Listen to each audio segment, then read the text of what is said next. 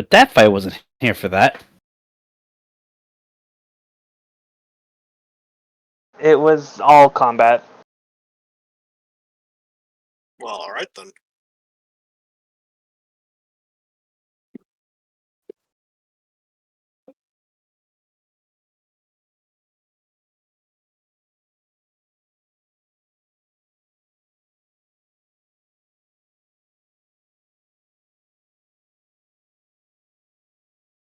I had to get my life saved on 3 separate occasions. Thanks to my limited health bar. You also got incredibly unlucky with some of those attack rolls. You know, they really liked high rolling.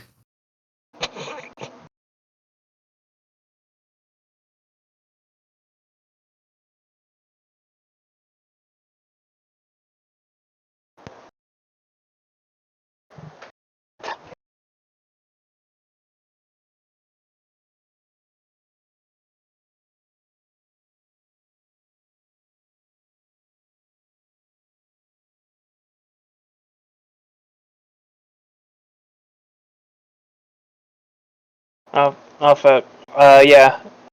Who got embodiment? I forgot to write it down last time. Right. Yeah, because of the scan thing.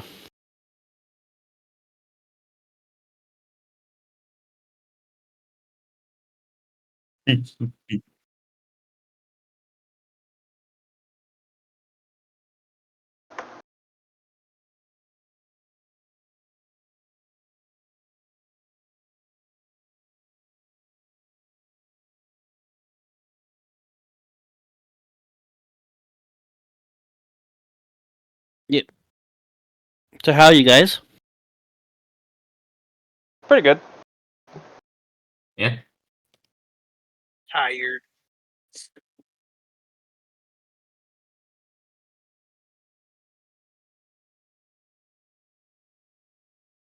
Nice. I'm gonna go fill up my bottle with water and I'll be right back.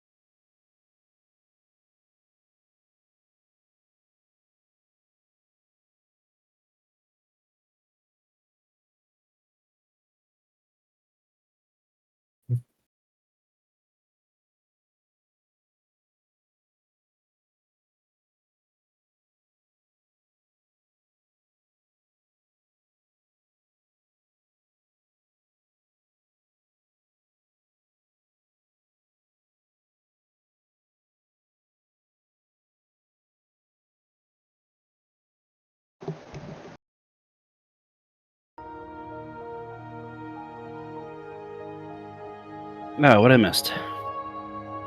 Nothing. Okay. So,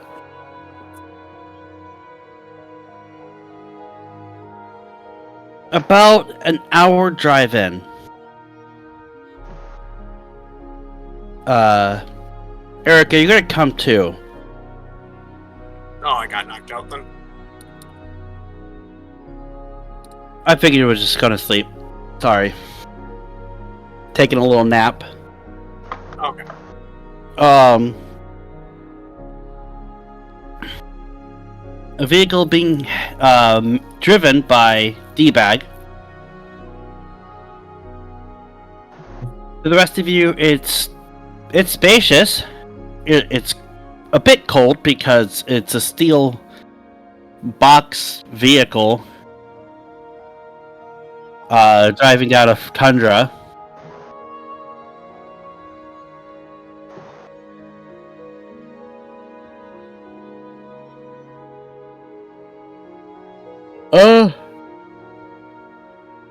Yeah, but how big is the vehicle, actually? Yeah. So it's a six-wheeler, as I previously said, so fairly large. There is the two driver's seats up on the front, kind of giving off like a truck-like aesthetic.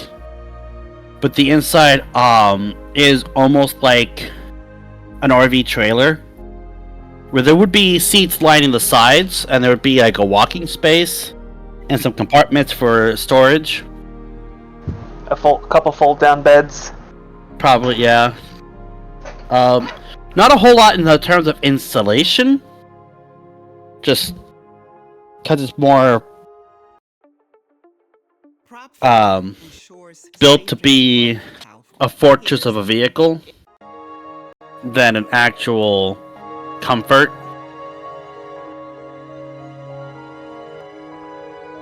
And there It's the carriage I've ever been on. There are no horses guiding this carriage. But the rev of an engine makes you think maybe a big cat?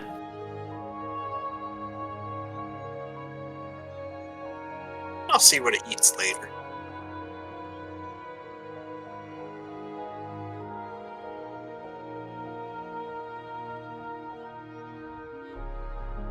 Sure. I don't need to pull up the rules, I just forgot I need to do that.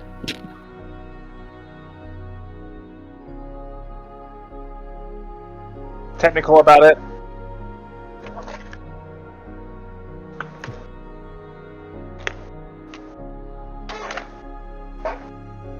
Oh yeah, there would be a drop-down ladder that'll lead you up to the cannon.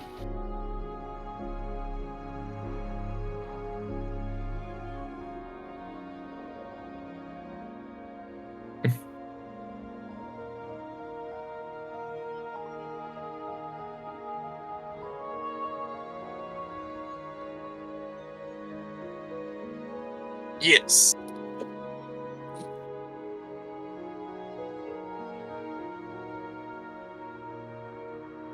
Yeah, they're in the truck. You guys can effectively get arrested. Right, because I don't carry weapons. And then just kind of snuck back in.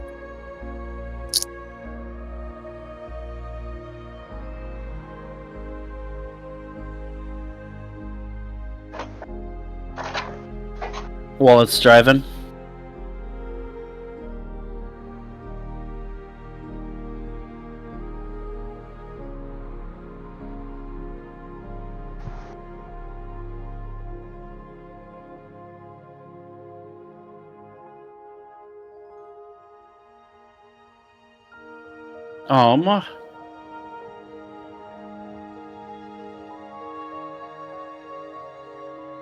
Double insight.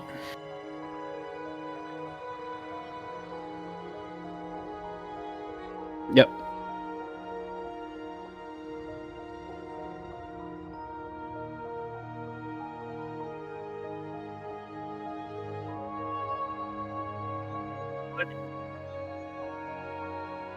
Yeah, it's not a vehicle you're particularly familiar with. It's none of the Greco-Roman models that you've had a chance to work on. It's more bulk and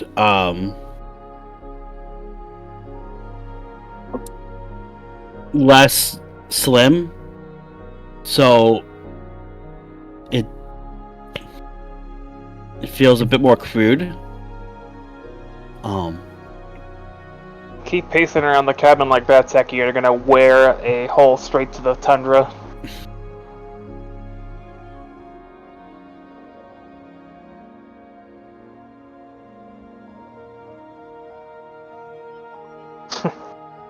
You've never seen a tundra vehicle before. But I guess If it's not a beast, it must be man-powered. Guess since you lived on the southern side of the mountain, I guess you wouldn't be used to snow then.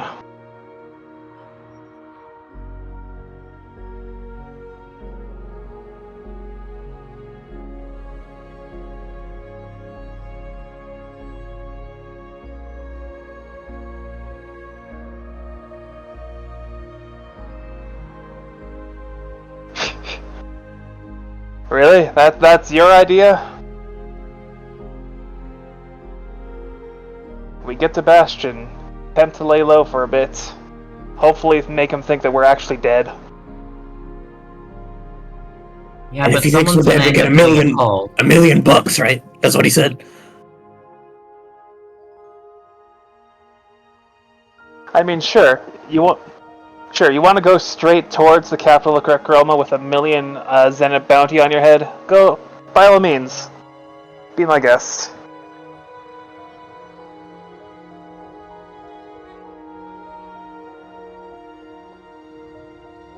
Are you going to just ignore the fact that you almost died, like, less than a day ago?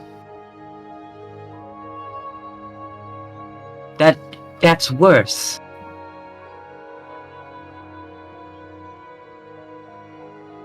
Listen, Bastion's neutral territory. Nobody should really bother us out there. Sounds like a death flag right there, buddy.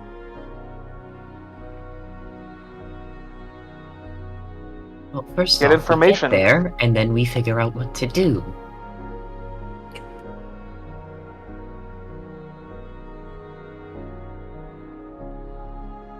Another half a day.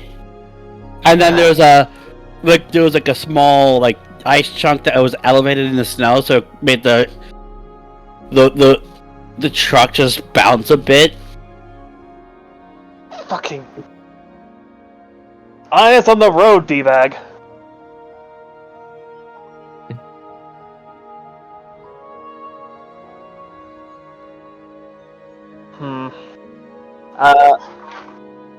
Didn't you know that? Can I make an insight? Because if it's not Greco-Roman make, it's possibly what's it called, a Galacean military make or something like that. Galacean didn't really dabble too much in technology, actually. They let the magic solve the problems for them. But you could try to do an insight. Alright. 2d8.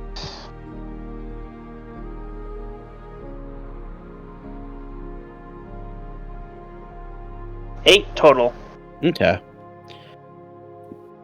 Not Galacean, so you're probably left to assume some of the more smaller tech-based nations that aren't part of Greco-Roman, but branch out from there.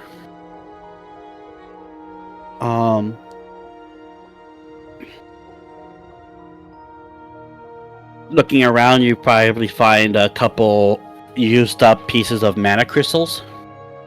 So maybe it's a crude type of magic tech. If you what do you call it? If you just looked around and took a moment, you would notice the crystals that are spent on the ground there.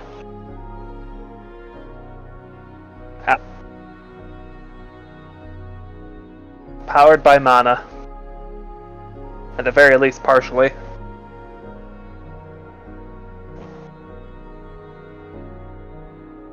Ting, ting, ting, ting.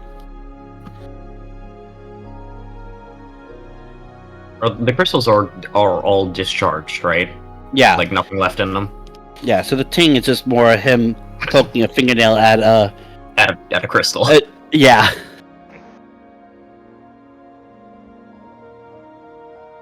No, they're completely dry. Entirely spent.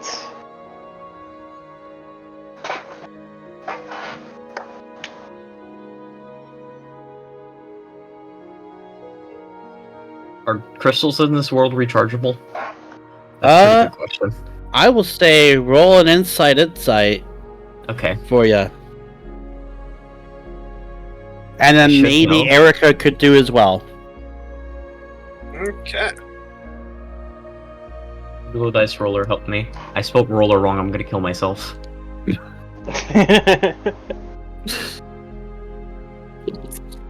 Erica. Yes. Okay, well, I've done it again. I've rolled horrifically low on one of the dice, and I've rolled a 10 on the other. So 12 total. I got Okay. a dirty 16. Oh, well. Christ.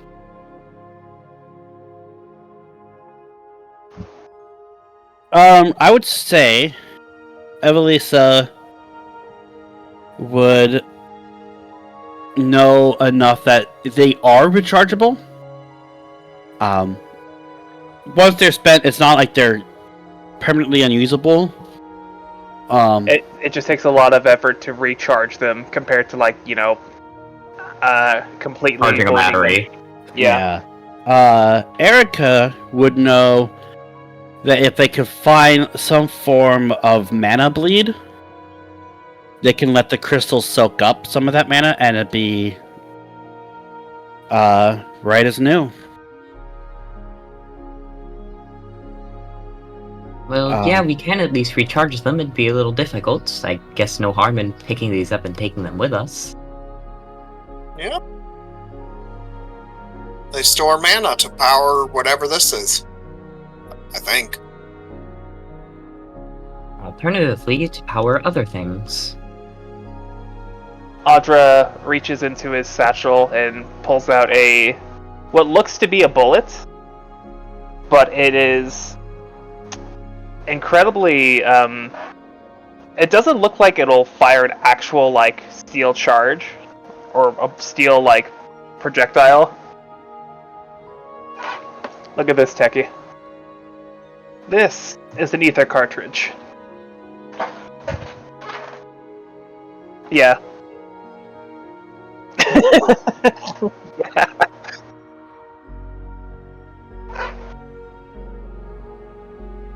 Yeah. He takes it back. If somebody with at least a little bit of know-how, they can put their own mana into something like this, and it's essentially a reusable bullet.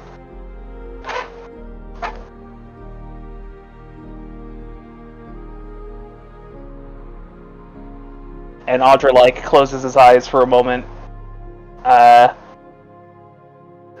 And a blue surge of energy surges from his from the palm that he's holding the bullet in, and where once it was like a clear crystalline like tip, it bursts to a bluish ether charged color, almost sparking.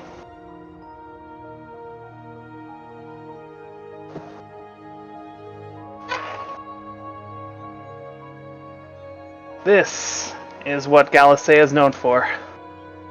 Making every ounce of mana count.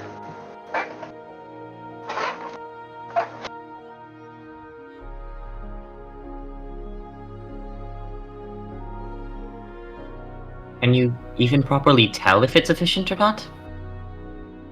You yourself said you don't know much about magic. Okay. Also considering I'm not entirely spent putting mana into a bullet, like someone here. Okay, look. I get the job done. You've seen it yourself. You also end up nearly half asleep after the battle. After the battle.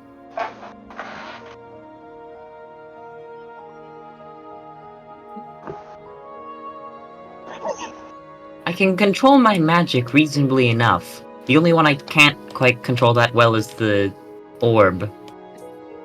Sometimes that one hurts. Only sometimes? Do you guys need me to cast a gamble again, or? You guys, like, do you want me to cast it again? You know that time I threw an orb on the ground and it erupted into poison in front of Mr. Bernie guy's face? Yeah, it can do that, except to us, kind of, or it could feel like I'm kind of tearing myself in half. It does a few things. Through a lot of practice.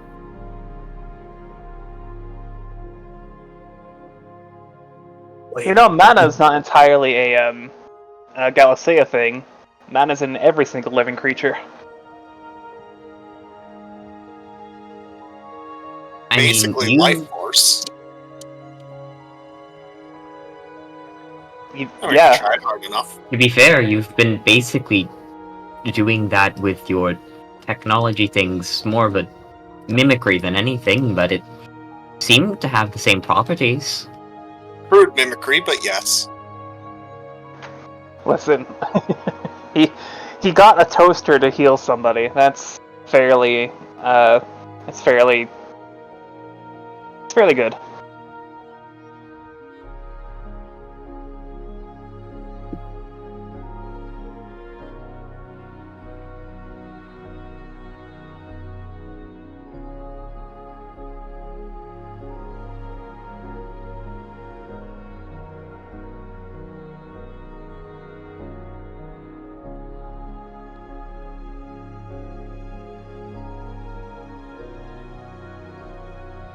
Yeah, well, I mean, at least you're learning a bit. You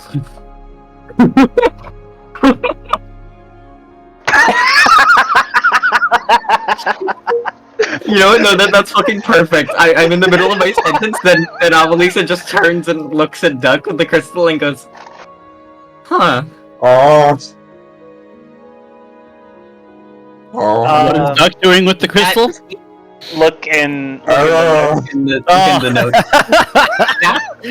If it had charge left, I guess that could be a way of extracting it, but right now, you're just chewing on a crystal stick. If that had any charge left in it, that's a fairly big crystal. If he bit into it wrong, it could probably blow his head up.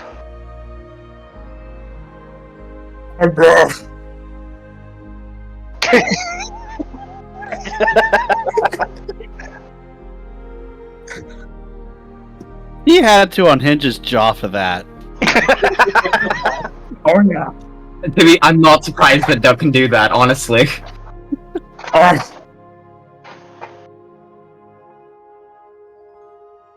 Bold of you to assume he had to learn that. Oh, born. Where there's a will, there's a way. What? Yeah.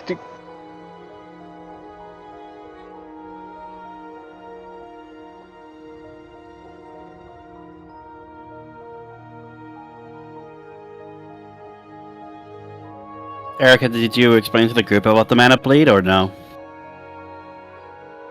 Well, if we find a way to charge them, we can certainly reuse them.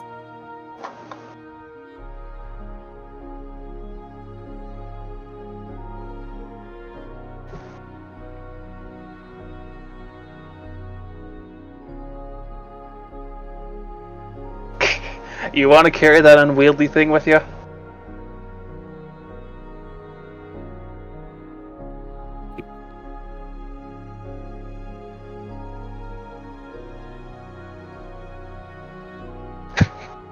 If you even have room in that satchel of yours, be my guest.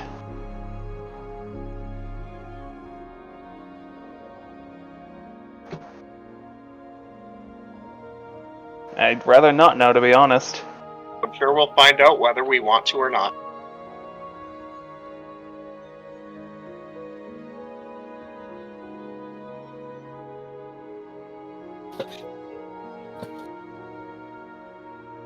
They were very... what's it called? Apathetic about him, it sounded like. They really did not care. I don't think a system like that really needs a boss. It just kind of seemed like they were all living and just occasionally took orders.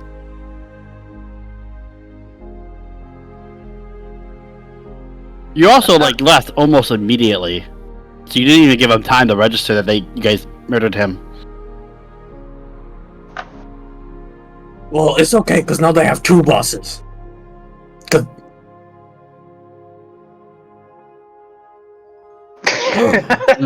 I don't think that was what was implied.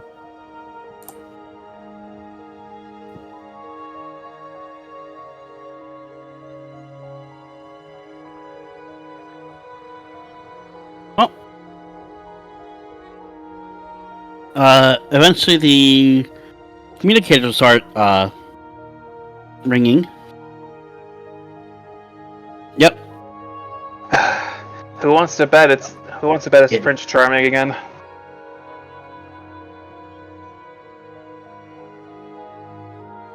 It is not the special ringtone.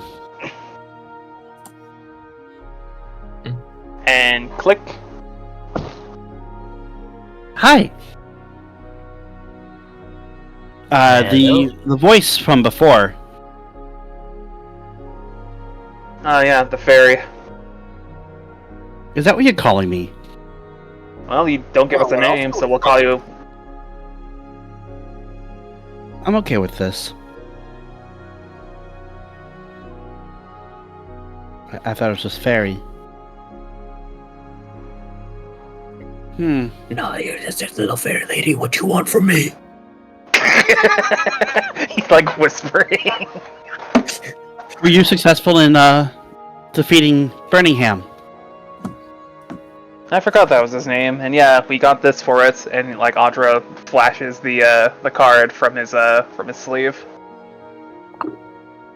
Excellent. You're gonna need the full deck.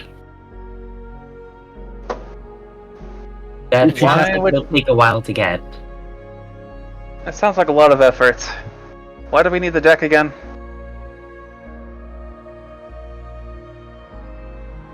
Who will find the third egg? Huh.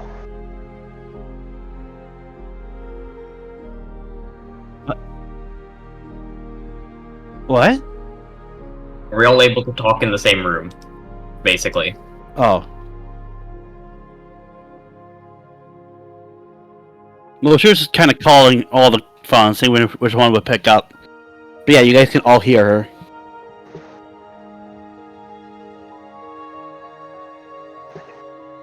Yeah. Yeah. Yeah, you need the whole deck to find the third egg. So get the whole deck, perform a ritual, find the egg, and then see what happens from there. Why do we need the whole deck? We just need to stop whoever. In order to stop whoever needs or wants a third egg, we just need one of the cards. Keep them away from the rest of them. But then we can't get the egg. We don't need the egg, though. I want an egg, though. Okay, an egg, not the egg. We Well, can the get egg you is an an egg. Oh, okay. Well, I mean, if you just sit there with the two cards, then you'll just forever have those two cards with everyone looking for those two cards. And then we get more target on our heads. We already have a target on our heads. Did you forget about the million zeniths? Yeah. About that. But at least if you get more cards, you get to use more power from them. They're very powerful.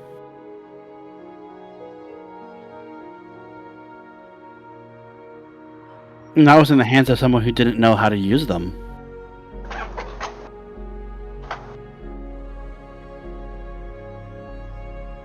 Exactly.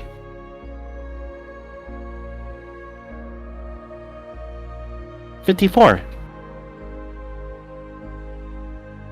2 jokers, huh? Yeah.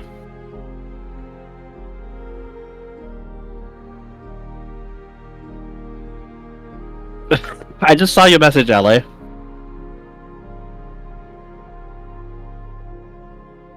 We are not gathering cars. We're not making a whole ass train.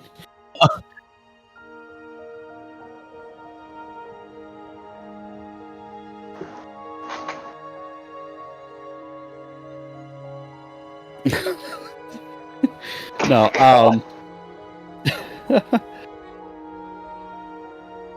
but they will be useful to help you stop Prince Charming.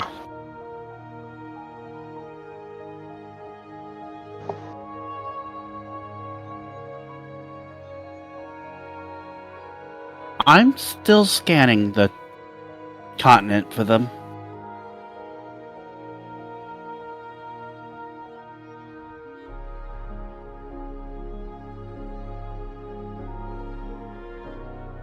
Assuming Prince Charming's not a total idiot, which, you know, he's close. He probably already has a couple of them.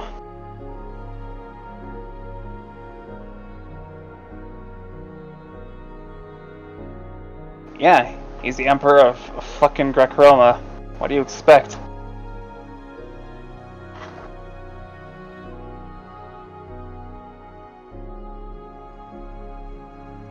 Unfortunately, as much as I don't want to give him credit, I think he has both.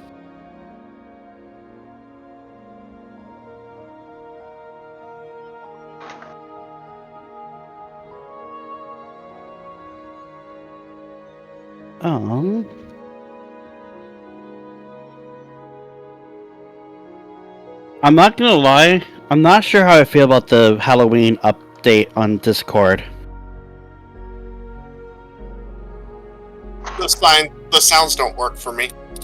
I disabled them immediately. I didn't know you could disable them.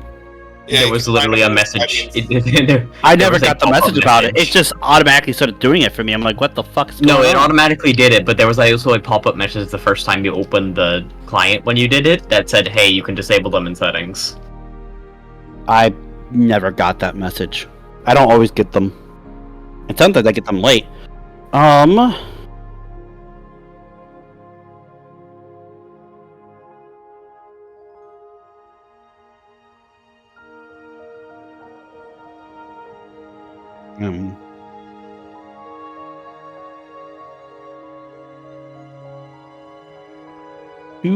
240 Zenit. Damn. So that means 6 of us, and then they get 30 each.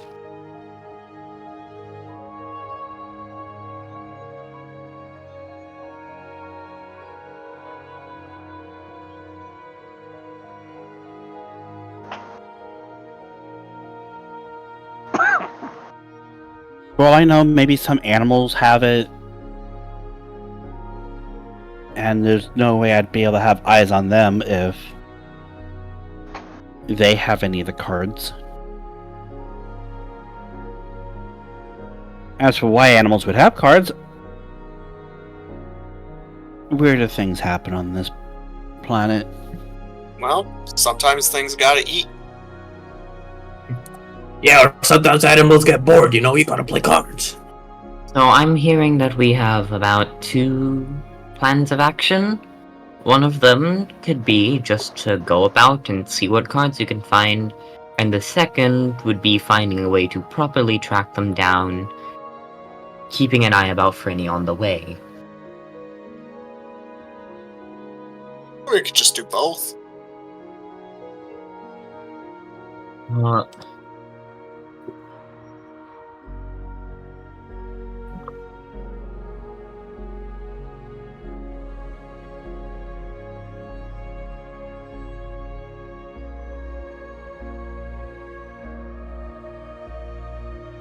I could try a ritual to see if I could track them, but at the same time, if they're too far apart, maybe I also end up blowing ourselves up.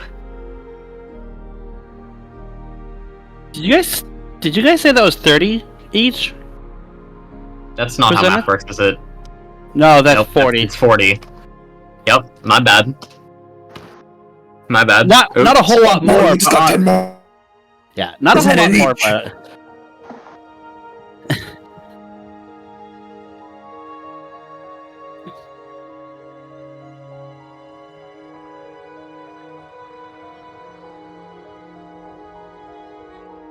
I'll keep an eye out so long as there any range of Greco-Roman cameras, I'm able to track those.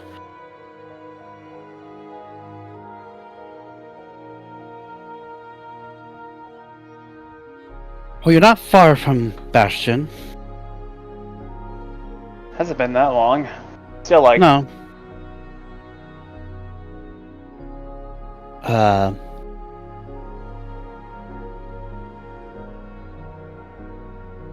You might want to look up Dr. Willia. Yes. As soon as Duckherd looked up, he just looked straight up into the sky. What?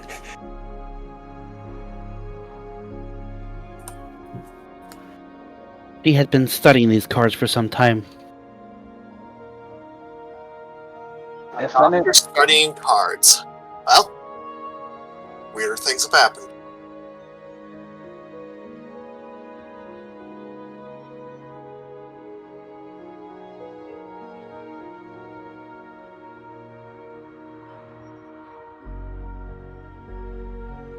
She would reside in Bastion. we're heading there That's awfully anyways. convenient. Might as well.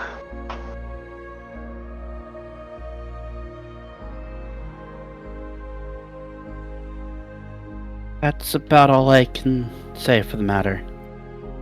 For now. I'm gonna keep it real with you. Saying Bastion is location when you already have reached Bastion as an objective is not exactly intuitive. Or rather, it's already intuitive. That's tip.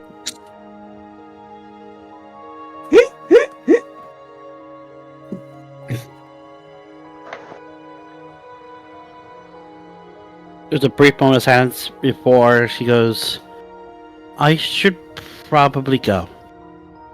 But I'll contact you then sometime. Take care. And then the phone hangs up.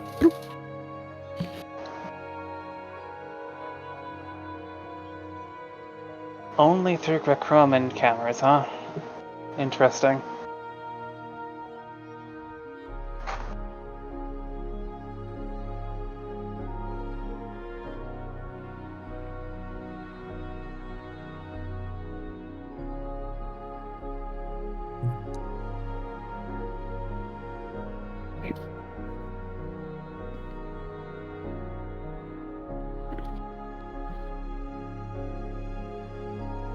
I'm not doing it in a vehicle.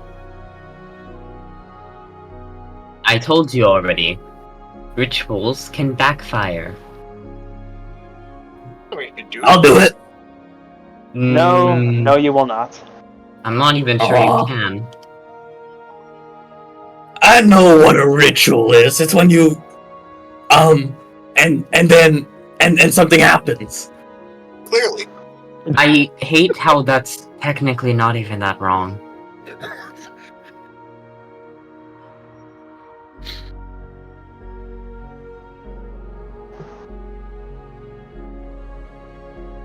We have nothing else to do.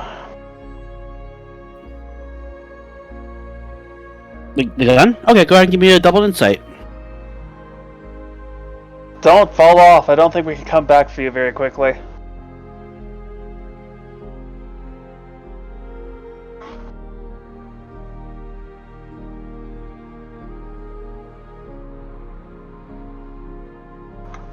Okay. So, taking a look at it, you crawl into the ladder, the drop-down ladder, and climb in, and give it a nice look over. I would say with a roll like that, you feel pretty confident that, one, the gun is uncalibrated and probably would need to be calibrated again. Two, surprisingly, as if patchwork, this gun is Greek-Roman. And you're fairly confident that you can repair it, calibrate it, and possibly even eventually replicate it.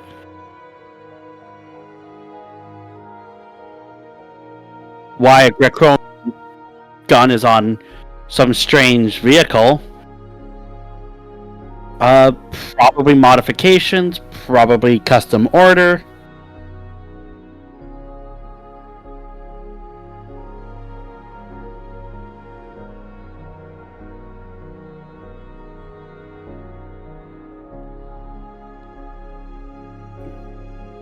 Thanks?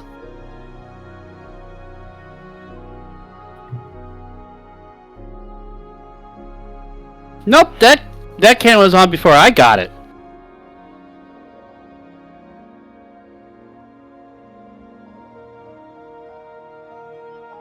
Technically,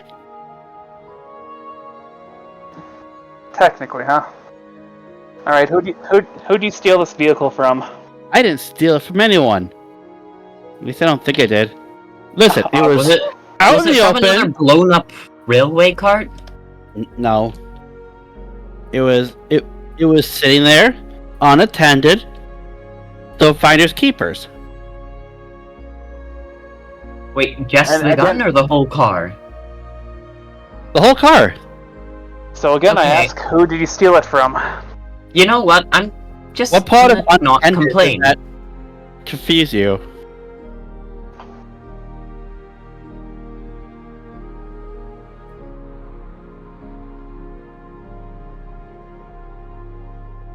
I feel like that one's less significant than the millions in it.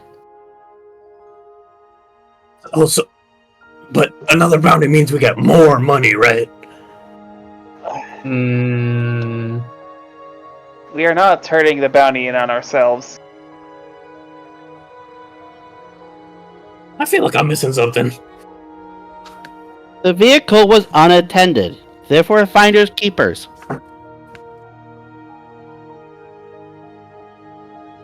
I can't drive it and shoot at the same time.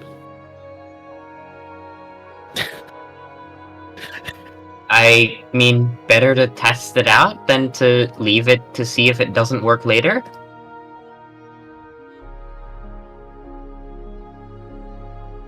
So, just see if it fires. Just don't aim need to it aim straight. not in front of us. No. No, you would say loaded.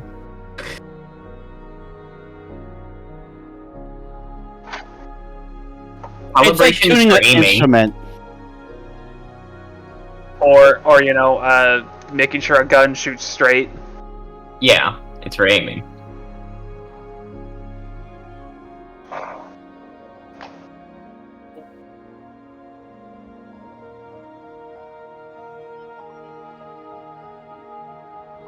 It's a separate compartment. There is a seat.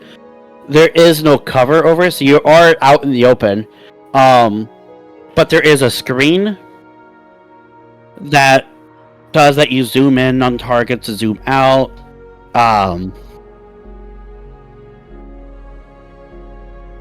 As for what it fires,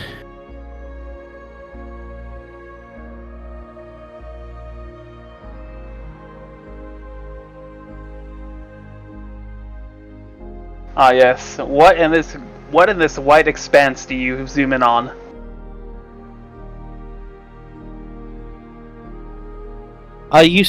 go ahead and roll me. I guess this would be another double insight, huh? For perception. Oh, you know what? Actually, Dex insight just to maneuver it around.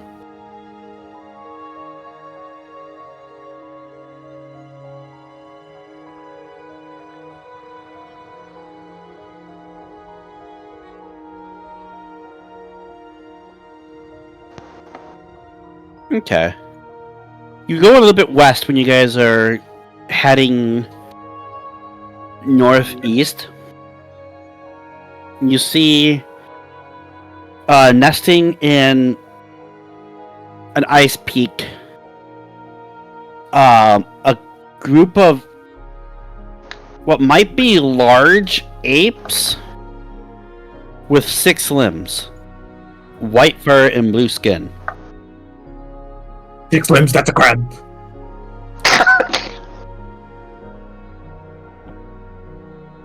That's all the details you get out of that distance.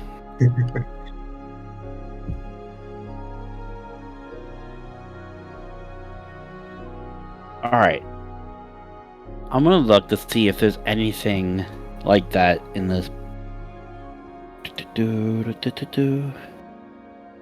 If it's not in this one, I'll probably end up having to go towards the Tech Atlas. The vehicles that Grokroman make, but it is charged by mana or crystals of some sort. Area pit in the ocean floor.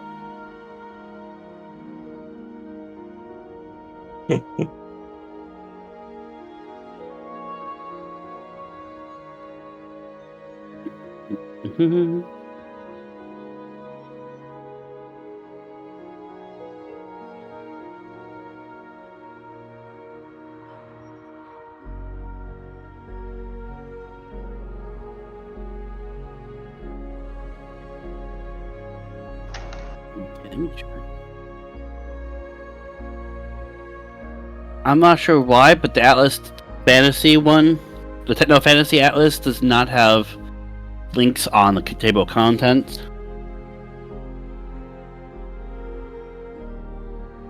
For just going, I'm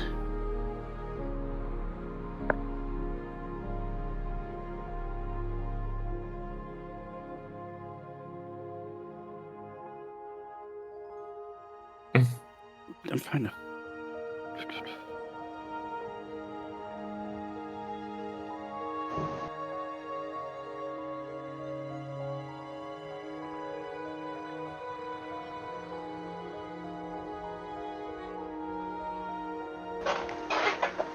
Trying to learn this. I probably should have checked this out before.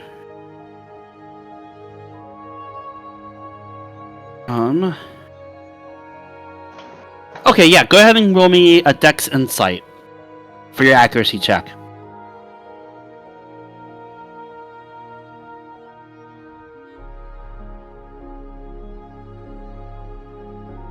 Seven plus 3. So 10. Go ahead and roll me. What's the high roll? 5 plus 10. Okay. So it.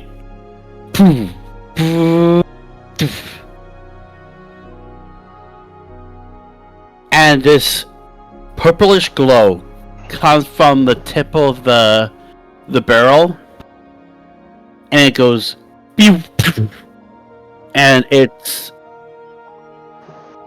off course the nest and hits above it, and you see it crack off and avalanche into the nest. That's slightly more power than I thought it would have.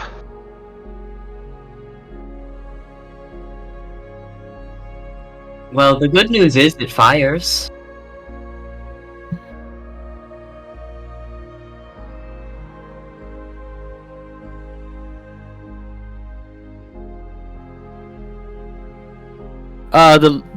The light dims, and it does show a crystal. How on the frosted screen, and it looks like it has quite a few shots left. About 3/4 of the crystal is lit, and the other fourth is dim. Like they have like a little graph of a crystal on there.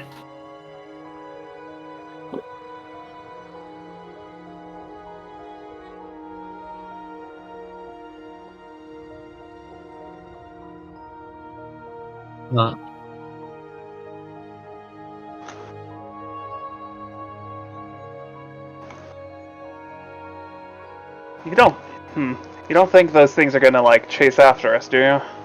Probably.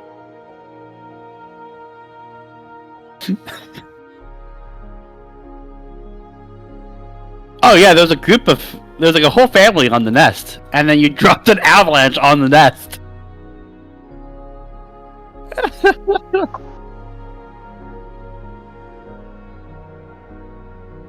We're in a vehicle. They can't possibly catch up to us. It is also worth noting that you were like the reticle was on the nest itself, and it shot up.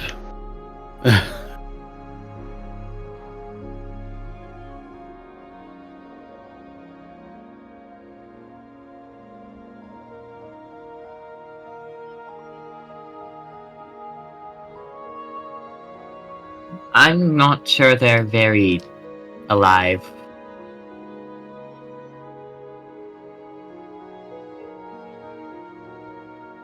Well, either we have nothing to worry about, or we're currently being hunted down, and I don't think there's an in-between.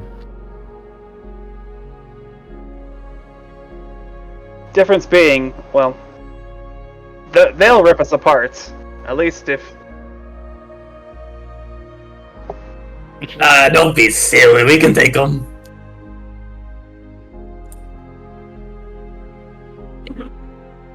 Oh, you're right, I could do that.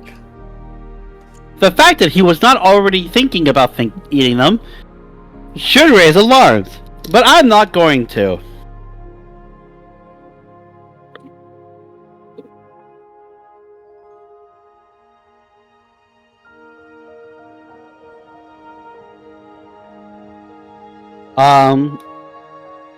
His arms are in the dashboard.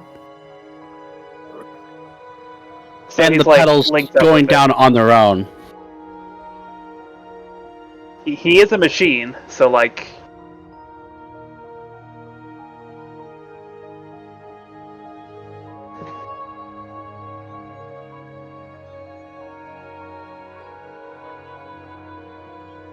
The vehicle comes too slow and he pulls his arms out as it detaches from the dashboard. Well, give it a try. What's the worst that can happen?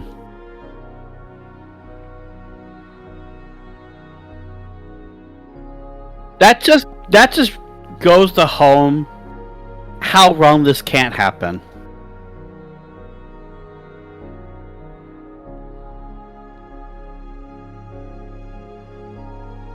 Vehicle games?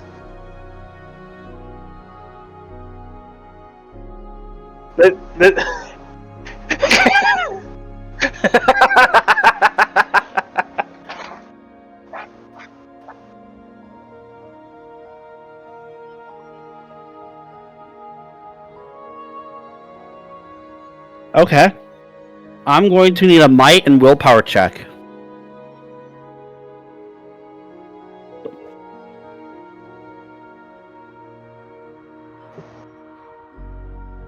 Everyone else might want to brace themselves. I will not mind taking the guard action.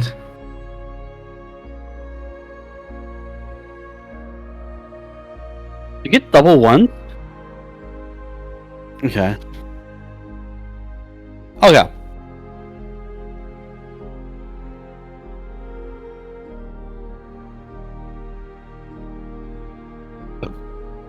Okay. You'll take 4 points of lightning damage.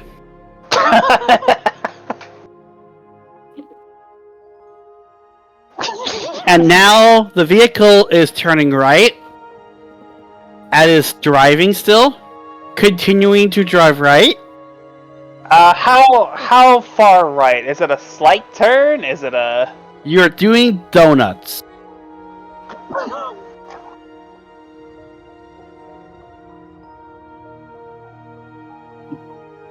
You are brilliant. Why can't you put the other arm in? You kind of need both arms to drive.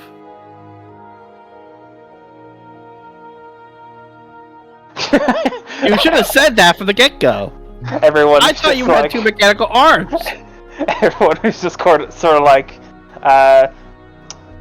going against the side of the vehicle, like as we're going at speed in a donut. The vehicle's doing a full donut at full speed. Four lightning. Can I just try and bump D-Bag back into the driver's seat? He's still got it. Unfortunately, he is still attached to the dashboard. So, Owen's still attached. Yeah, Techie, get your arm out of there before I cut it out myself.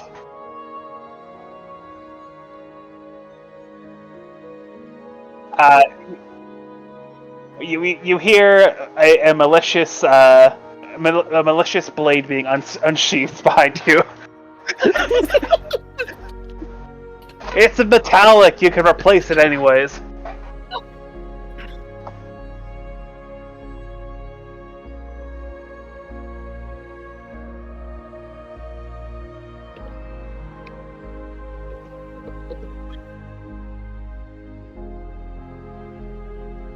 you notice that there are sharp prods in there.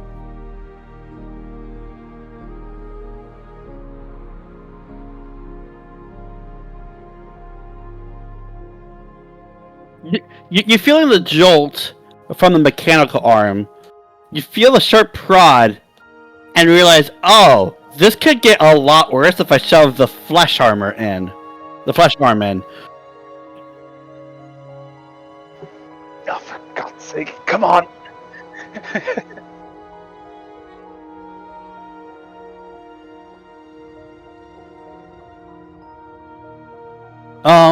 You can try to will it to break. With, a dex willpower.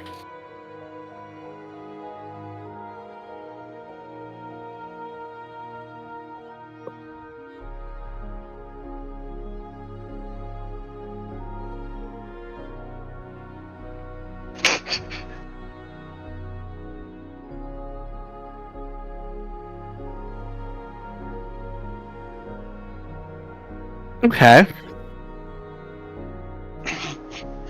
Audra, instead of, cutting off the arm, he is attempting to forcibly, pull you out. Alright, so... It does break. No, the vehicle. But there is no gentleness. The shock absorbers can't stop.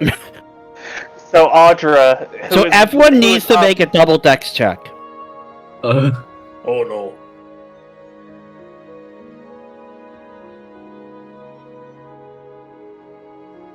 Say about the 6 total. Great. I'm willing 6. to purposefully botch the die if it means Audra gets fucking tossed into the windshield. Okay. Nerds, I got 7. Get on my level.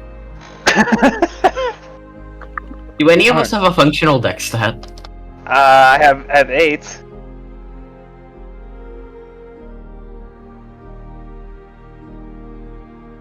Go ahead and put your guys' roles in the chat.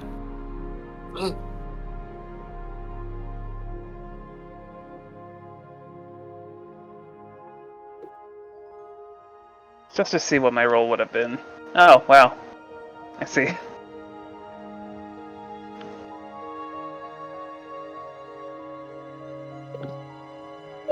No, it's 7 is. On 2d6, yeah.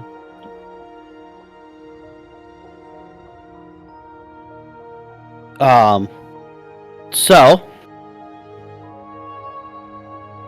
I just got out of ads. YouTube.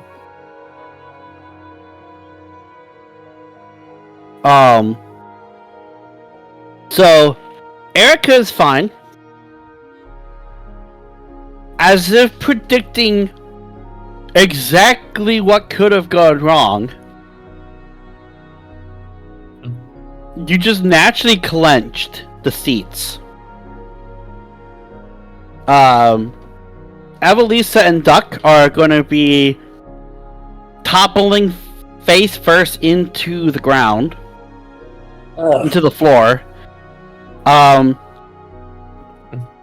So D-Bag is knocked over. Owen, your arm detaches. But at the point where it's supposed to detach, and you do kind of fly back onto your ass. And Audra, these are more bullet resistant windows. They're meant to be resistant to damage. So instead of flying through the window, you smack face first, bunched up against the window, and start sliding down. He was the only one standing, and was not, attached to anything, so...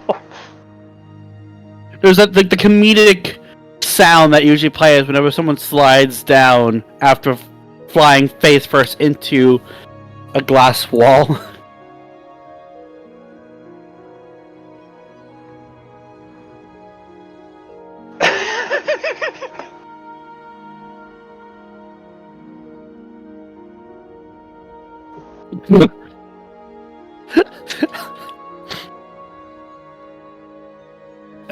D-bag will get back up, roll over,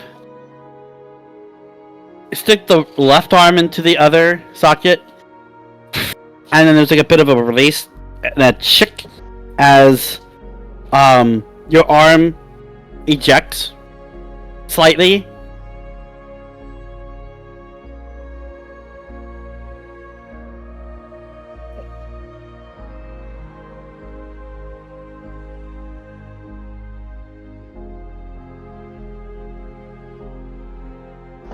Alright. D-bag puts his right arm back in and attaches. There's a bit of a scanning going through his eye screen. The vehicle is fine, but it asks that we not do that again. I also ask that we not do that again. That was kind of fun.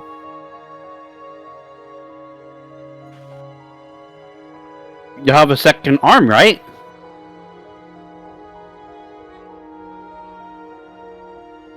Owen, you feel a malicious presence directly behind you.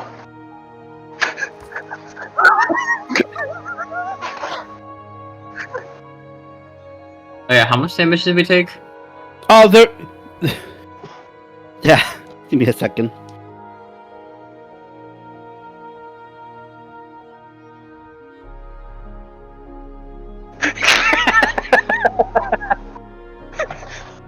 Yeah. 6 bludgeoning. Audra puts both his hands on your shoulders. Let's sit down, and tosses you back into the fucking cabin. Yep.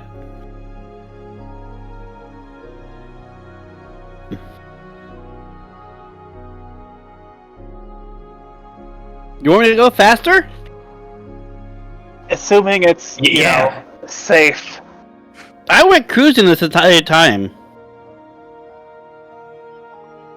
That still doesn't answer the question. How long do we have left? You want me to stay cruising speed or just floor it? Both options, preferably, if you could tell us the times first. Half a day for cruising, and an hour on floor it. Floor it.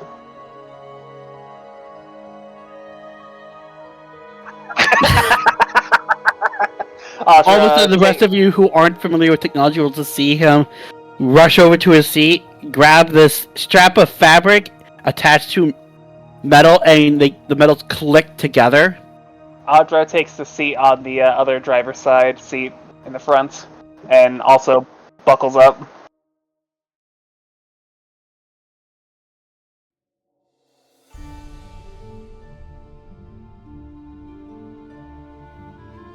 Brace yourselves for speed. In 5, 4. This can't be. Lisa is this going can't- to replicate what they do and put on a seatbelt. That bites into the floor.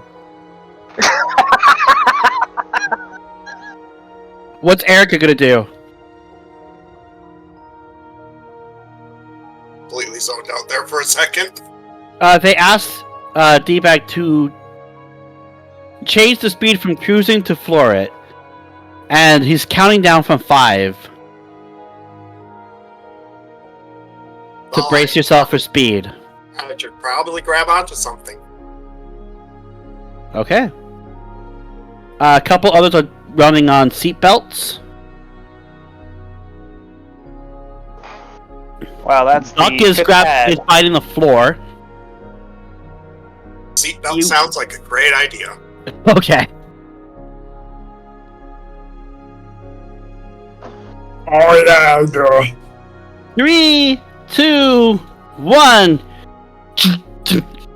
The vehicle, you can feel it lift up as something dropped from it, and you begin hearing the turning of turbines, and the complete G-force of a fortress truck turning into a missile.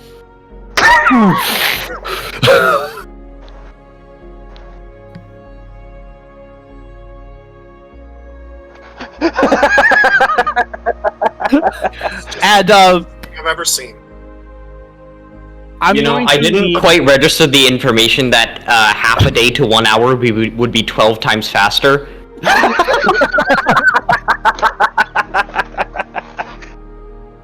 So you guys are going to be experiencing some G-forces here. Most of you are buckled up. Most of you.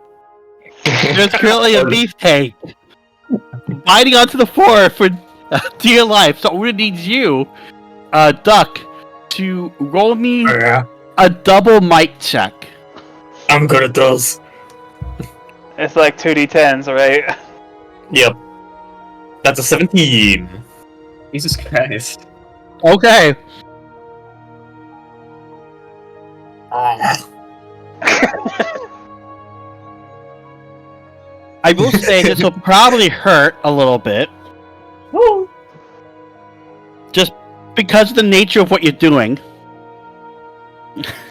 No, okay, I can take it. Okay. Is this how Duck just travels in vehicles? He just lays down on the floor? Well, he doesn't know what a vehicle is, so he'd do this to big animals normally, and he'd like bite onto the back of them. What is a vehicle if not just a big metallic animal? Well, that's what he thinks this is. So you're gonna take 3 cold damage. Okay. And I'm just gonna say 6 bludgeoning because of the G-force. As it feels like your face is stretching back past your face. Oh, sorry, your face is trying to stretch back past your skull. Yeah, the good old mask. And it looks like your skull is... To them, it looks like it's stretching away from your jaw. Not actually happening, but just by the sheer G-force, it's kind of what it's starting to look like. Oh, no, I don't know about this. He is slingshotting to the back of the cabin.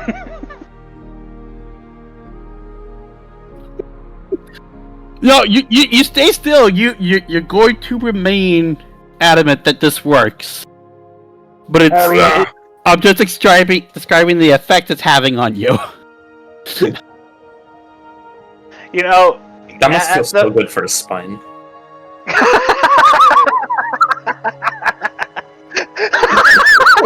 There's probably some the sound of vertebrae popping.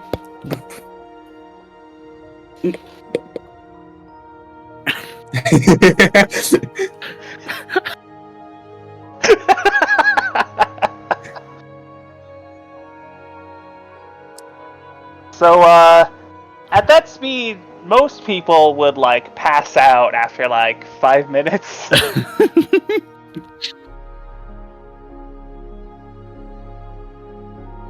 I would say might willpower. Might willpower, because might's yeah, okay. Get rid of one of those that's a dice. 5. Click a d10 and press roll. Oh No, yeah, 11. 13.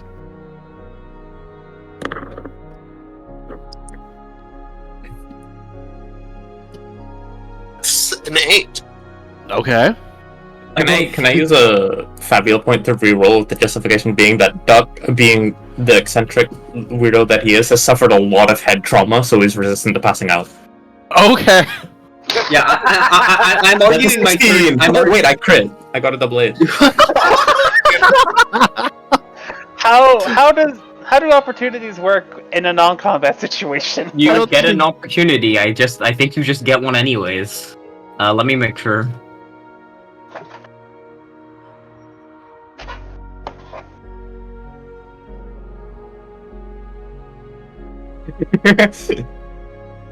Yeah, you just get the opportunity. Do you want to make a bond towards the floor of the car or something? Wait, what can I do with opportunities again? You can make a Here bond. you go. Here, Here's your chart. I got it. we should, like, probably, pin this specifically? I mean, to be fair, I can just grab it every time. It's not that difficult. Done. I'm gonna use a faux pas on myself. Make a compromising statement. And then he's gonna say, "Guys, I think I pissed myself." That's not.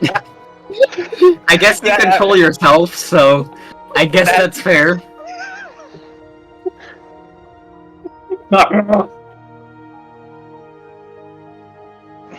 All right. Can we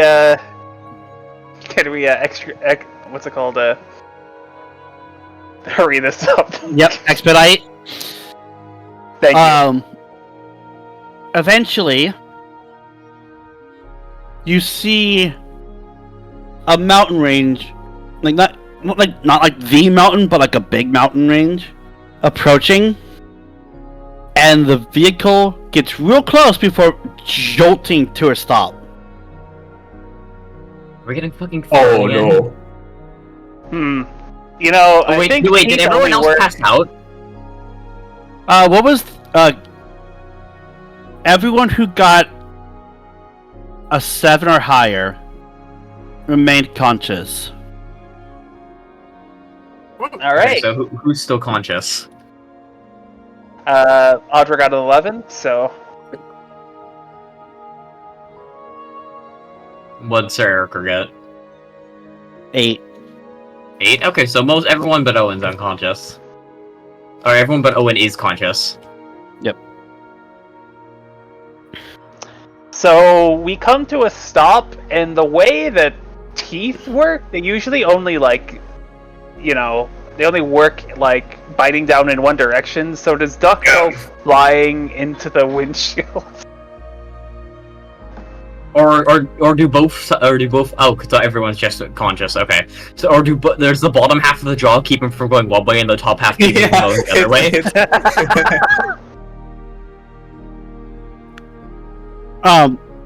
So there's a jolt as there's a shift of momentum. I mean, the vehicle is still sliding, so there is some momentum, but the brakes create a bit of a jolt. And you guys look out the windows and you see a bit of the face of the mountain shift to the side. Huh? And the road continues on. And D-Bag is using the momentum of the vehicle, still trying to brake on a tundra ground landscape into the mountain. And eventually comes to a stop at a checkpoint where there are other vehicles lining up a cavern, and the gate point appears to hide a potential tunnel. There are guards armored in a mix patchwork of modern military armor with medieval fantasy armor. Style-wise, it feels like a patchwork of it. Like, they're still of similar make of each other, but it's just stylized to be a mix of the two. And they look down at the vehicle that just came in, and they're aiming their weapons down. Identify yourself. I'm Duck. Audra opens the door, unbuckles his belt, and takes a step out. We're train crash survivors from a couple miles that way. Oh god.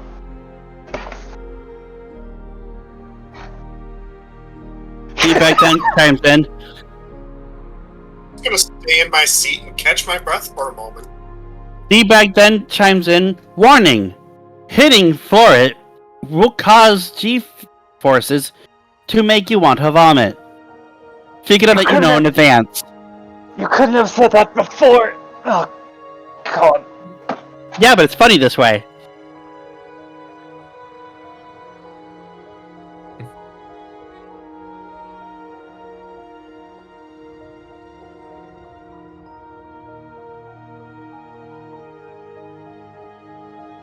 And Aldra, like, raises his arms, like, like, yeah, that's pretty much our whole deal.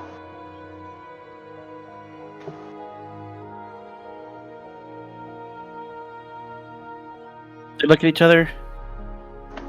Aren't these the one with the bounty on them? Oh shit, you're right. Yo, open the gate.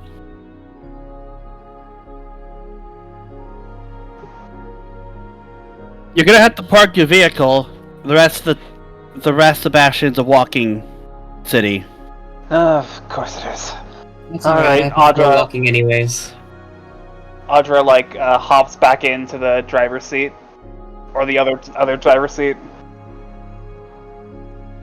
Okay, D-Bag just, like, starts going up to park it.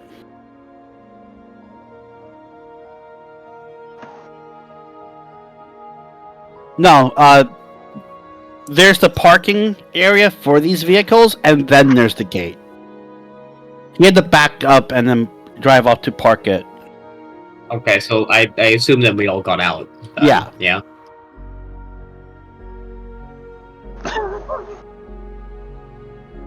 Does Evelisa, after having experienced like two or three G's worth of thrust, as she steps out, she like would she like be a bit wobbly and like nearly fall or something like that? Yeah, how are people like Evelise and Eric are going? I'm just gonna wobble around for a little bit. Try not to spew. I know this. Yeah, Lisa's used to being on the verge of unconsciousness. Believe it or not, so she knows how to hold herself up with her staff, but she would be pretty wobbly otherwise. Yeah, this Her is hair is also her hair is also awfully messed up.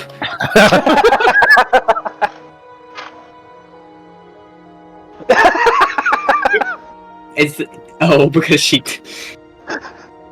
No, there's unfortunately not any gray hair. Owen feels like he may have drooled a little, like slobbered on his chin a bit.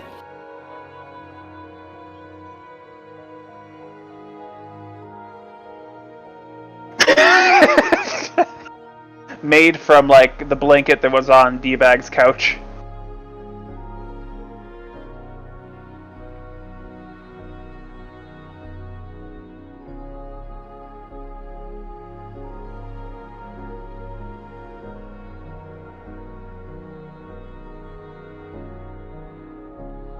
So, as Audra goes to take a step, from everyone else's point of view, he looks fine. He takes another step, and he just falls face first into the snow.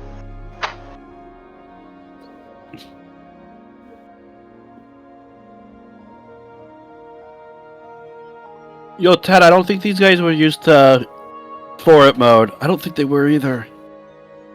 What was your first idea of that?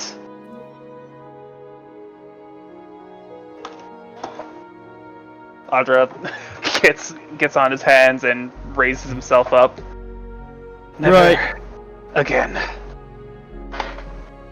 Well, anyone that Prince Charming wants to kill is a friend of ours. That's good. Well, that's comforting. That is probably the best news we've received since we first set foot in this god-awful tundra. Can I try to see if... Can I, like, try and look at them to go... to try and, like, see if they're lying about that or not? Just to, you know, be safe. You could try doing an insight check. They do have a mix of like a knight's helmet with like a triple lens visor instead of the normal visor. Okay, So it but might just be hard double to insight. Yeah. Double insight. A bit harder to tell human expression. 12. Okay. They aren't. They eased up. They aren't aiming the weapons anymore. So that they look visibly less tense. Okay. Yeah. That's good enough for Avalisa. You kidding? It's public. Like everyone knows about it. We're famous! Oh, I always wanted to be famous. What was the question? Look, Owen, if they're also enemies of Prince Charming, it wouldn't do them very good to lead him here to turn us in.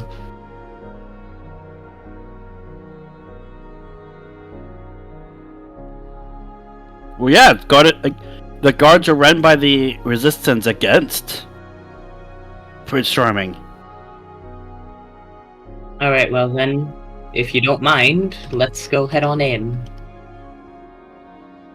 Yeah, there's plenty of rest places, inns, taverns, speakeasies, and then there's shops and the resistant base.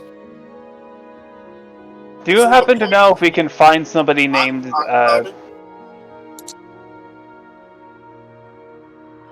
Okay, first off, Audra, then Datfi, then Erica. you wouldn't happen to know Dr. Willia, would you? Oh, yeah, that crazy kook? Yeah! She's in here too. Lovely. And then, Erica, you were saying something? Isn't the point of a speakeasy to not speak about it? But now I'm making Yes. it difficult. You do have a fine point there, Duck. Yeah, no, the gate, almost like Fallout Vault, like, it looks like a big old gear. It pushes out and rolls over to the side. And, you get to see a whole tunnel, and there's city lights, like, further down the tunnel.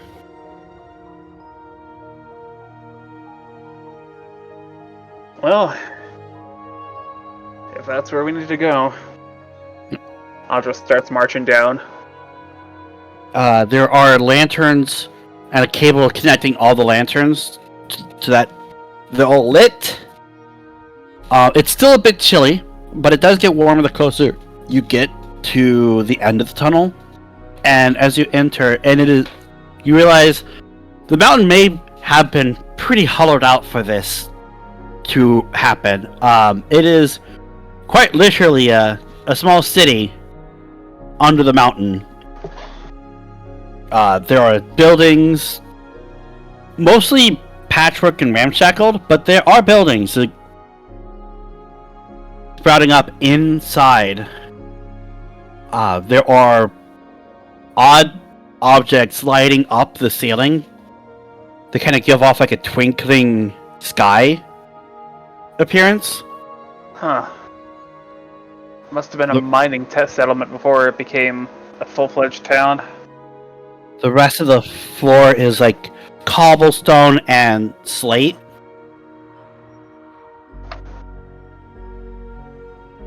And neon lights lighting up various signs and buildings. Awfully bright. Well, yeah. D-Bag rolls up. You wouldn't want to be in a dark cave, would you?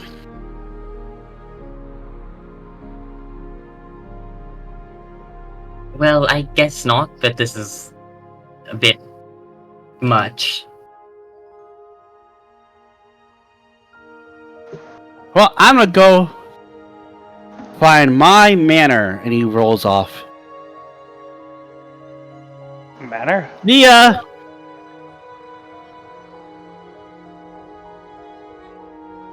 he's already rolled off. I don't think he cares. I think we can go see him later.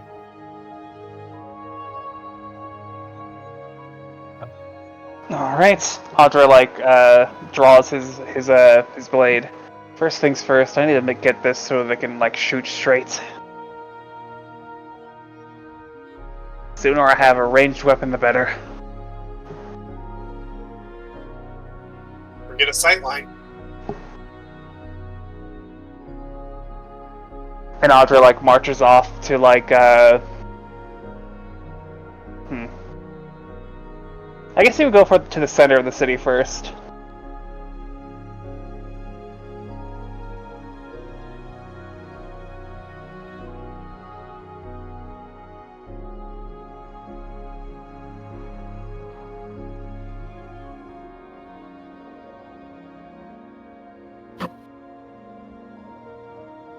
Audra like looks back and just like with a sigh of resignation turns her back around and like continues walking. So, for the sake of obviously these are going to fall into the city rules for Ultima. So if like you want to stock up on inventory points and everything, that's going to be perfectly suitable.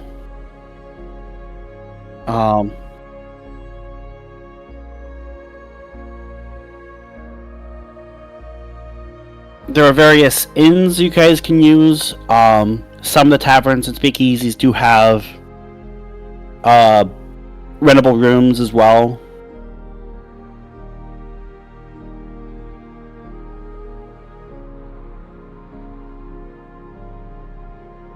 I wouldn't be against that.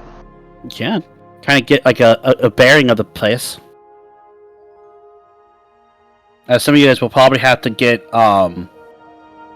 I know for one, someone will have to spend some time doing some work on their gunblade. Avalisa needs to get what's it called? Acclimated to the various technologies. So will Erica. She's like looking at a fucking neon light like a fucking moth. Erica will just kind of look around the city, taking all the weird technology and neon lights, and just kind of go, I'll deal with that later, I'm going for a drink.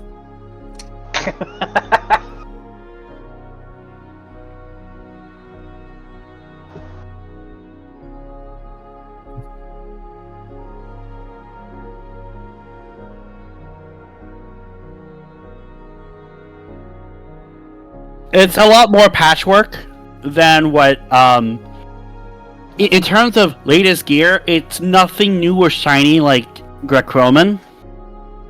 But, I mean, there's a lot of functional models that you haven't seen before.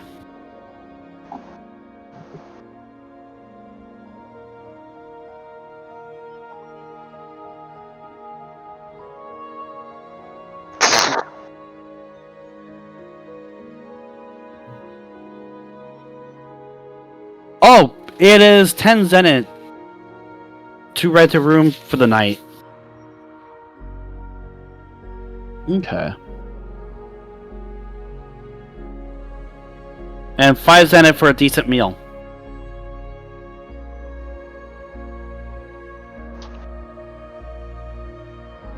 You're going to the dumpster for random gadget parts? Roll me a Dex Insight.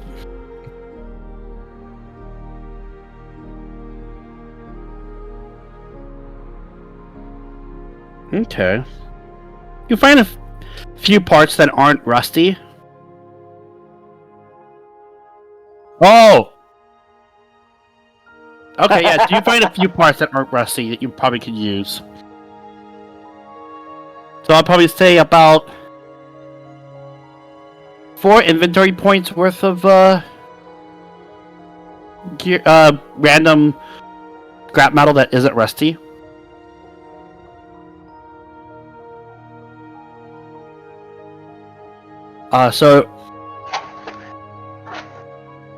Yep. As for Erica, it wouldn't be hard to find the popular drinking place. This one has a couple more neon signs.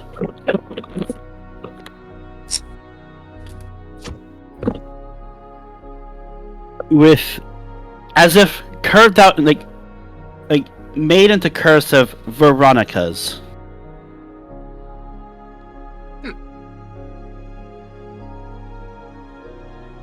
Sounds like fun. Let's go see if these guys know how to make a beer. You walk in, and it's almost like steampunk Western saloon.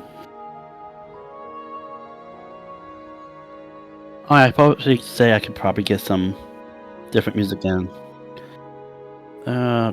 Wait, that's not And before the shooting gallery music from Zelda.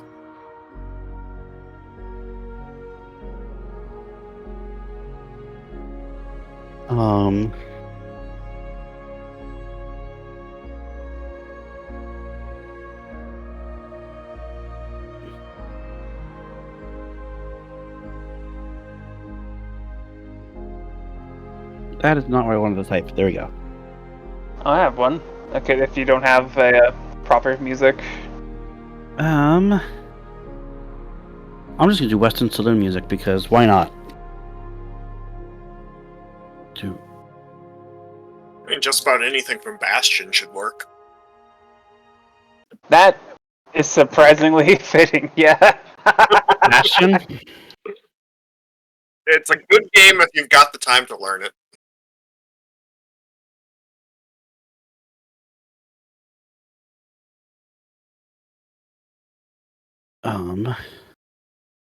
Give me a title.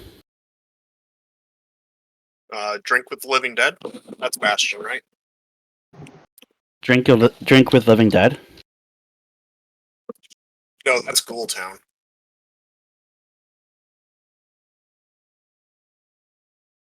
Because I get a whole different various things for Bastion music.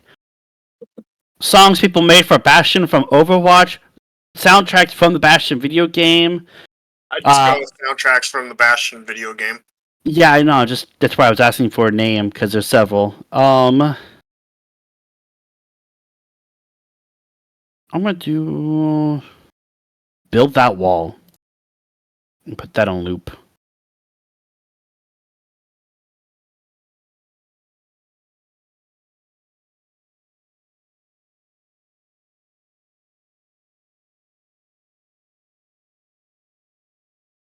Yeah, you walk in. There is some music playing off like this chest. Like it looks like a chest to you, but it does look like music is coming from it.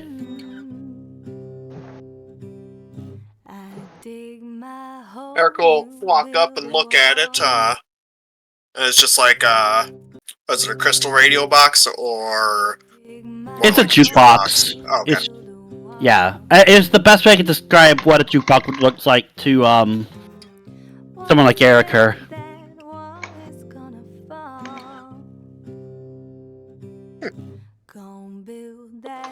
Erica will tap a couple buttons on it and then move on to the bar. It's currently being manned by a woman in a Southern Belle outfit with a small top hat on the side. Well, howdy there, stranger. Hey, just rolled into town. Kind of. Flu? Kinda flew.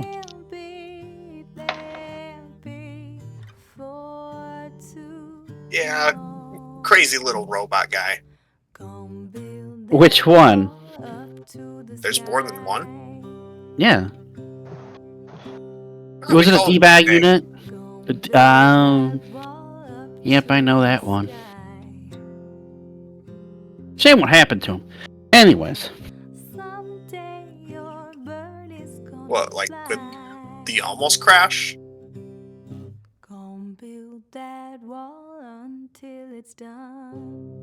You don't know his story. Oh. Well, that's another time. So, what can I do you for? And do you look up? And are you old enough to drink? There's an age limit? Some nations implement them. Well, give me whatever passes for a good drink around here. To clarify, Erica is an adult. Does she look like one? Is what I'm. Honestly, it's been a hot minute since I looked at her. A bit scrawny, but yes. Okay. Well, you want something from the top shelf? Sure, whatever that means. Okay.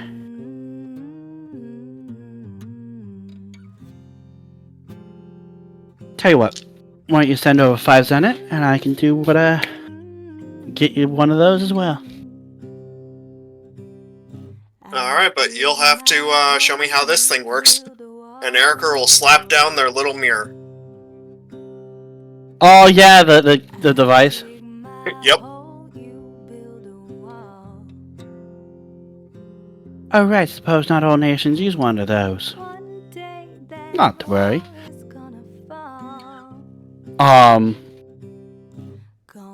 She takes up like a... She picks up a drink mixer and pours in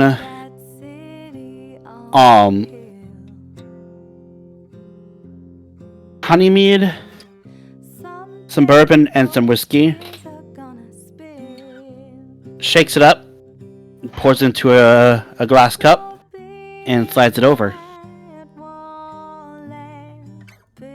Well, thank you, miss. You'll take the 5 Zenit. So, that... how to put it in words that make sense? Do you ever have any use of scrying crystals? Yeah, every once in a while. It functions relatively similarly, with its own built-in message spelling.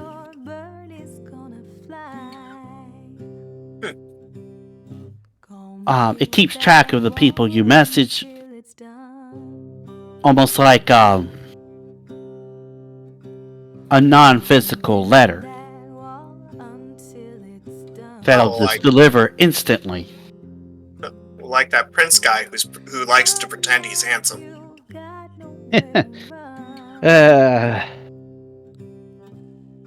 He's all talk. Yeah. Is there In a way more to ways block than that? one. Is there a way to stop him from sending scries? Kind of annoying, really. Let me see that model.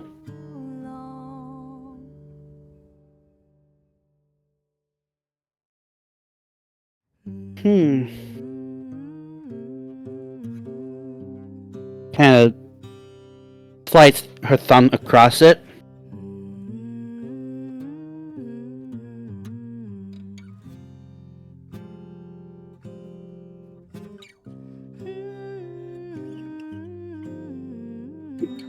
Blocks one number. I recognize that one. That one I don't recognize. But they've been calling you frequently. Beep. Probably She the slides it prince. back over. Or duck. So is it a duck? You just pop your head into the speakeasy. Yeah, like I could knock the door through the wall if I can.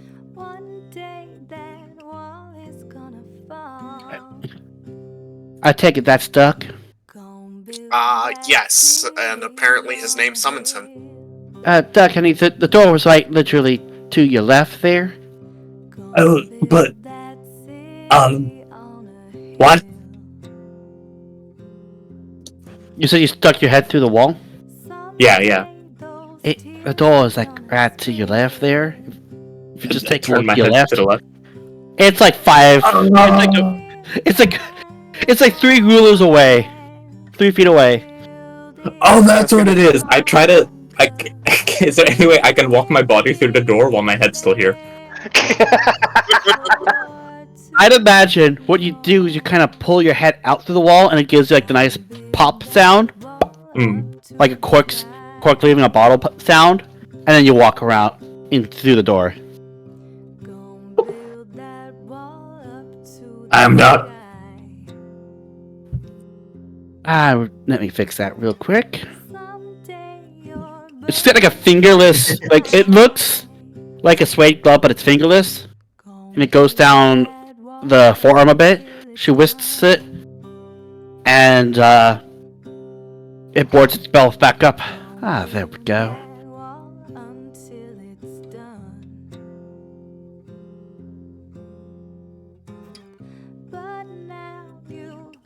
Oh. Where are you at, by the way? Owen. Okay.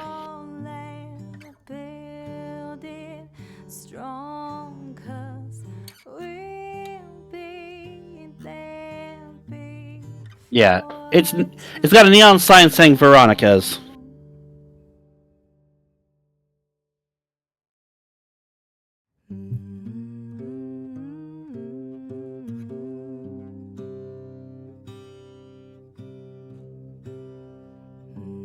Oh, hi.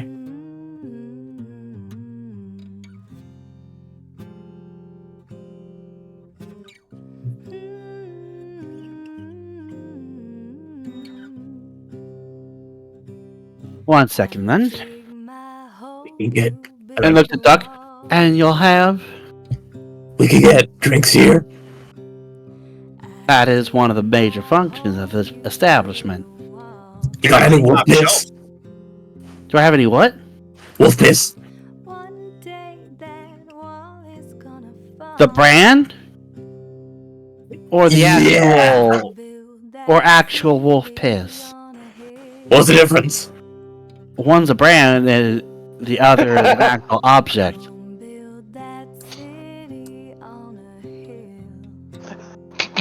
Give me both. I don't have actual wolf piss, but I can give you the brand. I guess that's good enough. Right.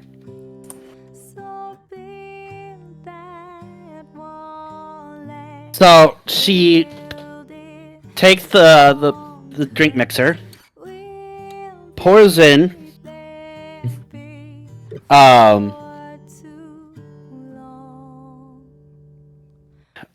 like a bubbly green soda drink. Pours that in, takes up a slice of lemon and lime, pours some juice in, and then takes a bottle of vodka and pours some of that in there.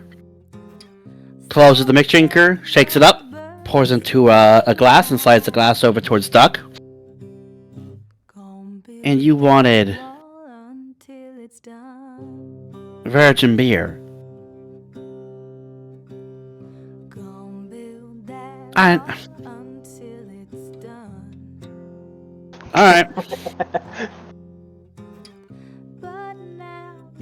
You should be glad Audra's not around. He would not let you to hear the end of that.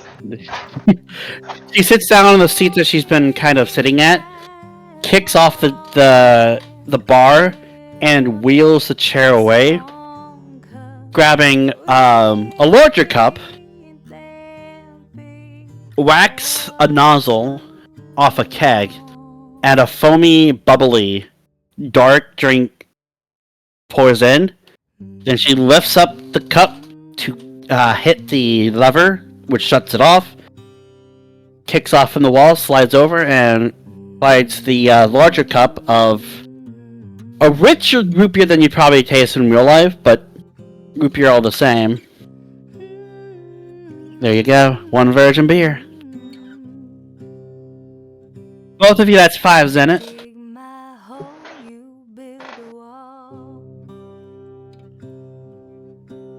Oh.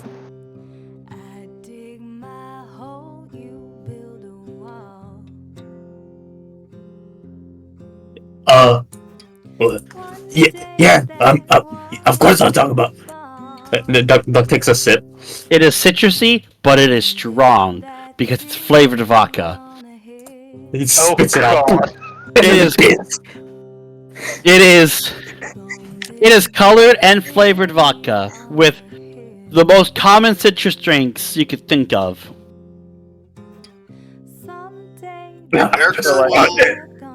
It also has a little bit of taste of what would be Mountain Dew in there for a real life equivalent.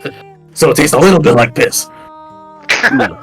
It looks and It looks a little bit like it, but it's just strong citrusy vodka. It's okay, I know how to fix this. Duck takes the drink under the counter for a second. No! Honey, if you were doing that kind of business, you need to rent a room. But it's okay, I'm done. Puts it back on.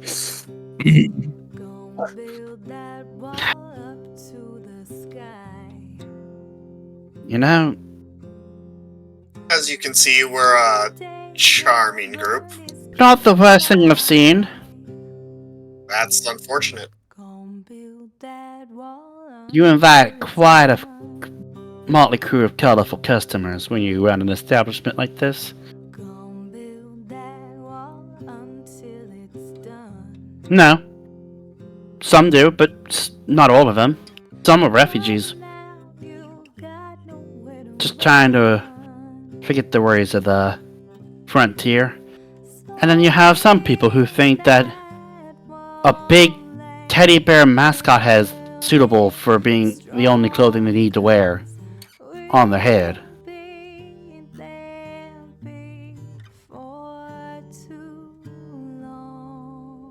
Here's 5 vodkas in. It was kind of expected. Anyways,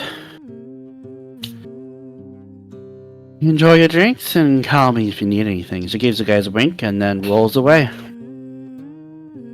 Meanwhile, Audra, what are you and oh, you were saying something, Erica?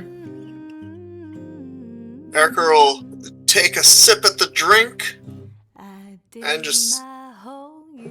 It's good. You got what you paid for. It's pretty much water though, not very strong. You mixed Erica's from a medieval kingdom where everything is alcohol. Because anything that's not is you know, dysentery. But she did mix whiskey, bourbon, and Anything short of drain cleaner is water. okay. But it's tasty. Indeed. Alright. The drain cleaner? So what is Audra and Evelisa doing? Audra is looking for any kind of repair shop that could possibly gun store. How about a gun store? Oh yeah, there's one. Are you with him, Evelisa, or are you No, Avlisa's off on her own. I bet she's looking for biz. Well, what else are you going to do in a place like this? So you walk you do find Yeah, we can go without her first, yeah. there is a building with a man being his own business icon, but in bobblehead form. You walk down the stairs towards his sales desk, and you see him, a portly man with a full-on beard, graying out with salt and pepper in there, inspecting a revolver, and a customer just looking shady but raggedy, just shady out of circumstance, not out of desire. Alright. And he's like, man, the hammer jams, and it just doesn't seem to fire consistently whenever I want it to. And I'm just wondering what we could do about that. And he's kind of looking down the barrel, moving it to the side, kind of toying with the hammer, inspecting it. So,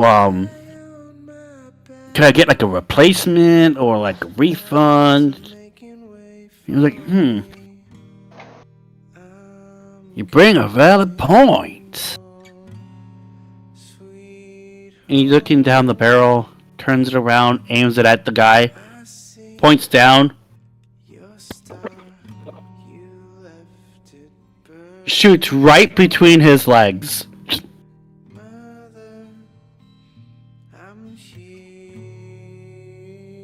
Looks like it works to me. And he chucks the pistol back at him.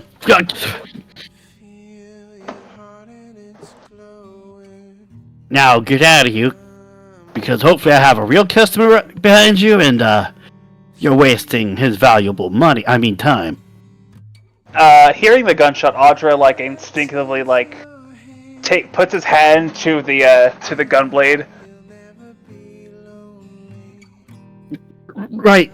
He scrambles away with the obviously functioning pistol in his hand.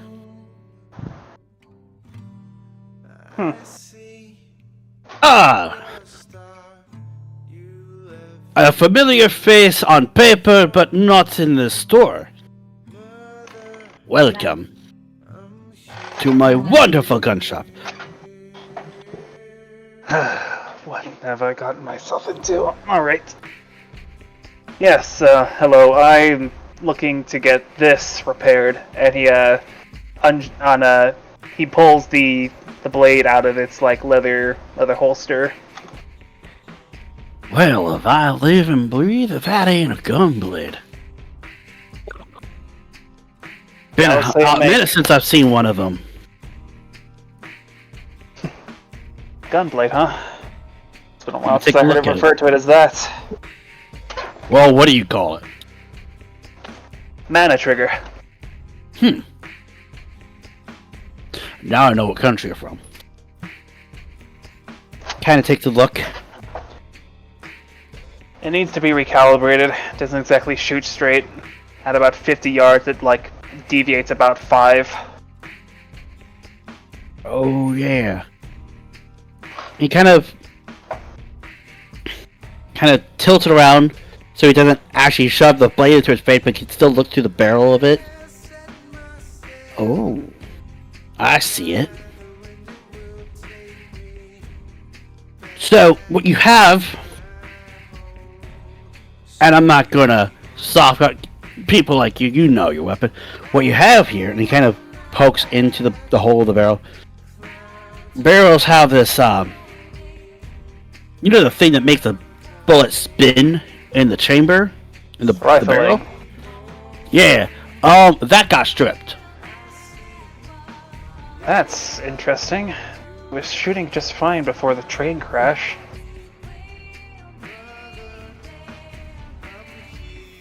Well, you were in a crash. You think that's gonna be gentle on equipment? It just seems like an odd kind of damage for what I've been through. You know what I mean?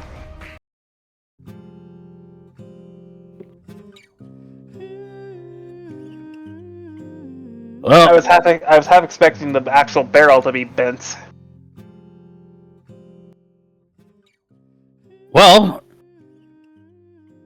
here, the mana trigger, as you would call it, they tend to be of a more sturdier make from nations like yours because they're built to last, versus other nations that build their gunblades to be armaments for their soldiers.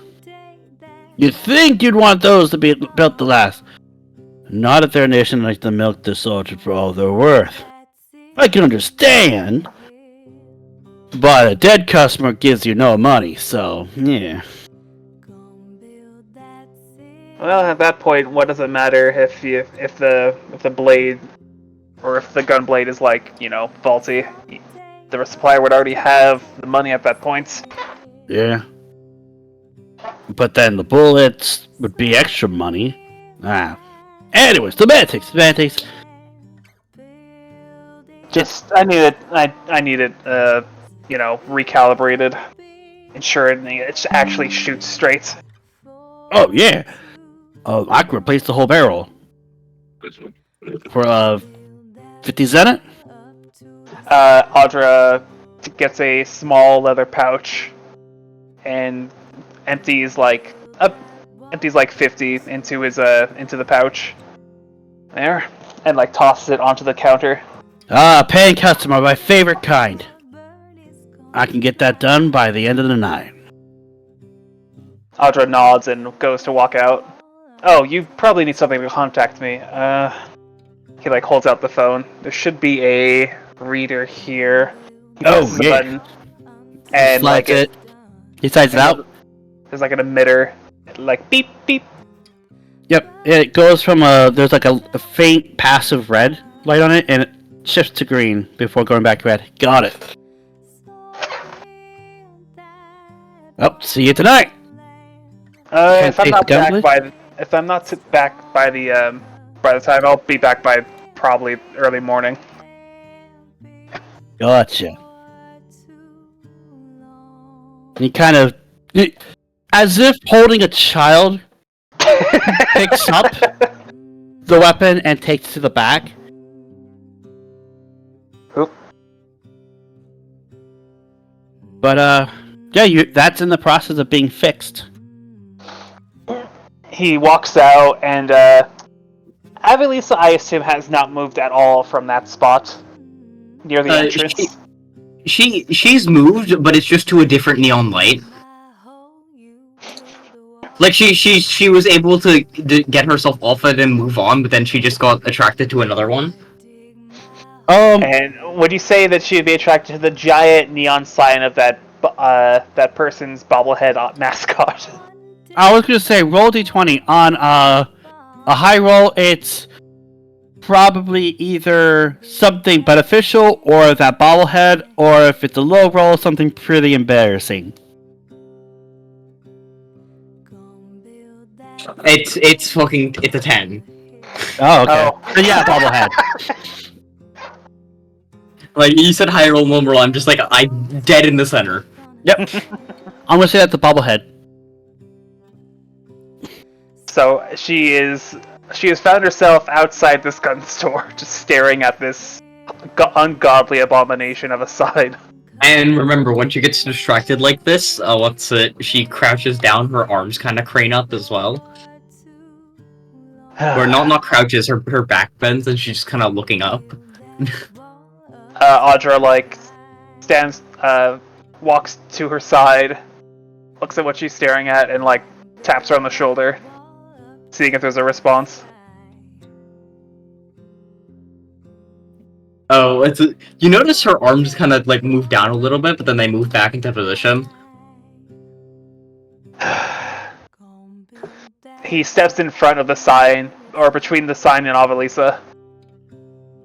Avalisa, blinks. Shakes her head and stands back upright. I understand this is all very new to you, but you don't want to be sitting in the middle of a road in a place like this. Why not? As if on cue, a carriage or something like that zooms by. It was a walking only city. Oh yeah, right. I was gonna say, like, I'll say this though. Granted, she would not be used to vehicles anyways, but I'll say this though. You'll see the guy who tried getting a refund or replacement for his gun walking away, rumbling to himself, like, the fuck did he mean it's functional? How the hell did he get it to work on command? Blows his own head off. Oh god. As he's trying to imitate what he did, like what the guns clerk said. Because most people here are armed, and they will have no worry, and they'll have no qualms about trying to rob you. I don't think he's brained anymore. Him specifically, no, but my point still stands. Anyways, yeah, let's go find somewhere to restock on gear. I need more mana potions. You haven't happened to see Noir around, have you? Noir? I haven't seen Noir since the vehicle. Are they still in there? He can handle himself. He just needs. This is where I was supposed to get him to, anyways. I'll meet him later. Yeah, do you know where the others are? Not a clue. Alright, well I guess you can just ignore that. Avalisa looks up at one of the shining lights again, then is able to kind of like pull her, the brim of her hat over her eyes so she can no longer see them before she gets fucking locked into them again. You guys turn a corner as you guys explore, and you see in like almost like this one building's junkyard. You just see a shed made of patchwork roofs, and you just see D-Bag just chilling. Manor, huh? It's my humble abode. Wait, I know, I'm proud. Before D-Bag could even see them for a second, Audra, seeing it's D-Bag, like, tries to get Avalisa and, like, back her away so that the D-Bag doesn't see them. like hurriedly, like, backtracking and, like, stepping Anywhere back. but here. Yeah, exactly.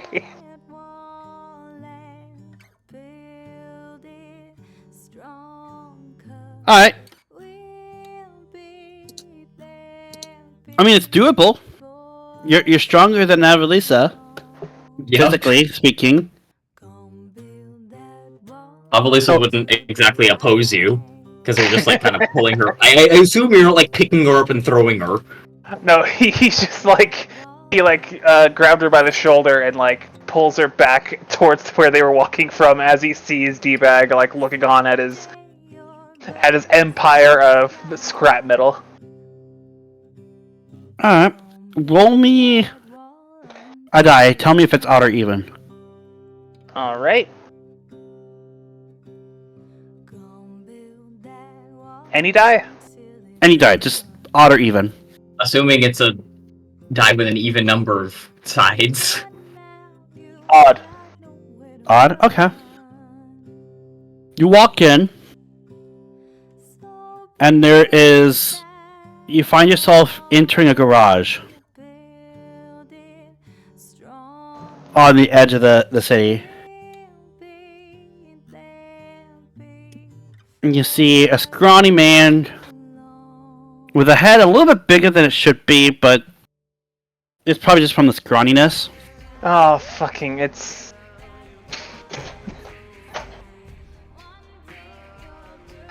Oh no, I hate this character in Borderlands.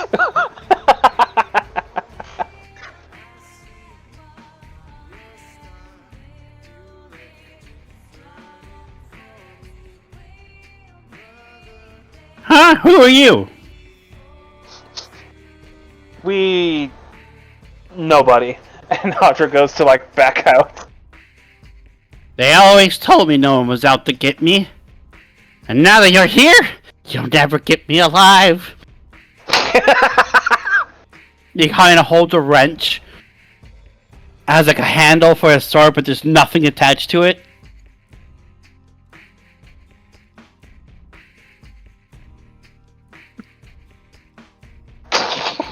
Taking the word nobody literally. How many weirdos are in this fucking town? Well, there's Doc. The normal amount. What's normal? I like her. Audra takes a step back. What? Not like that. What? What? I don't know why he's stepping back.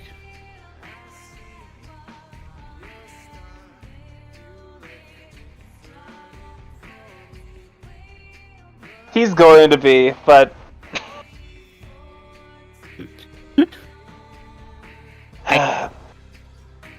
I'm just... First day in town, just trying to get bearings. Entered the wrong building, obviously. Oh, I see what's happening here. Gives his armpit a sniff. It's because I haven't showered yet. I got it. Do you mind telling us where the local magic store is. Oh, you mean the Hocus Pocus shops? Oh yeah.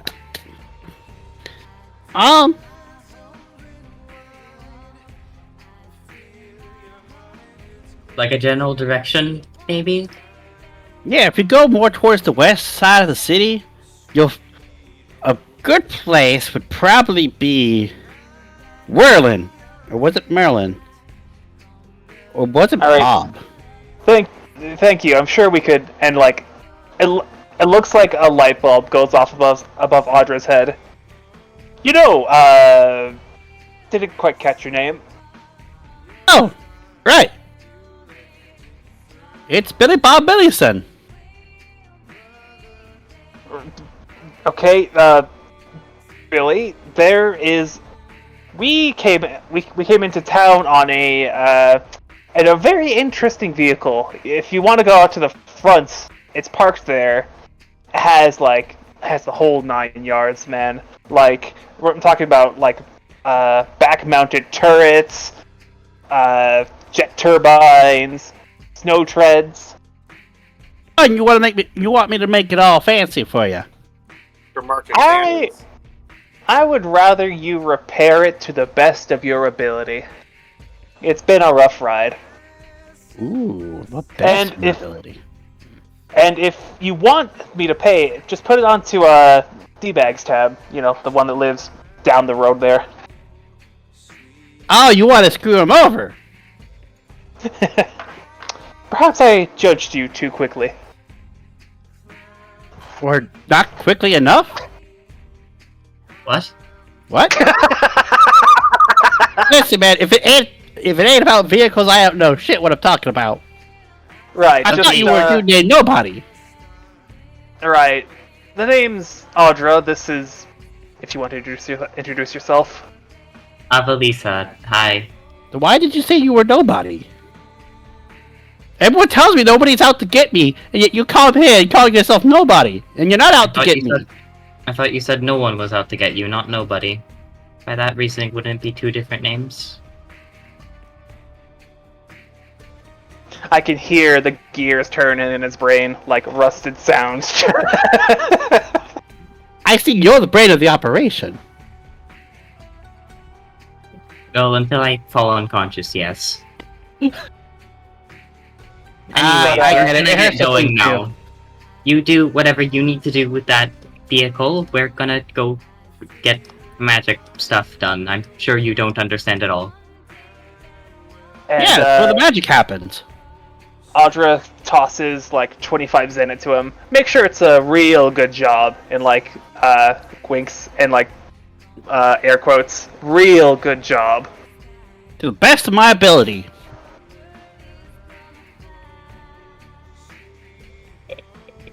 Okay.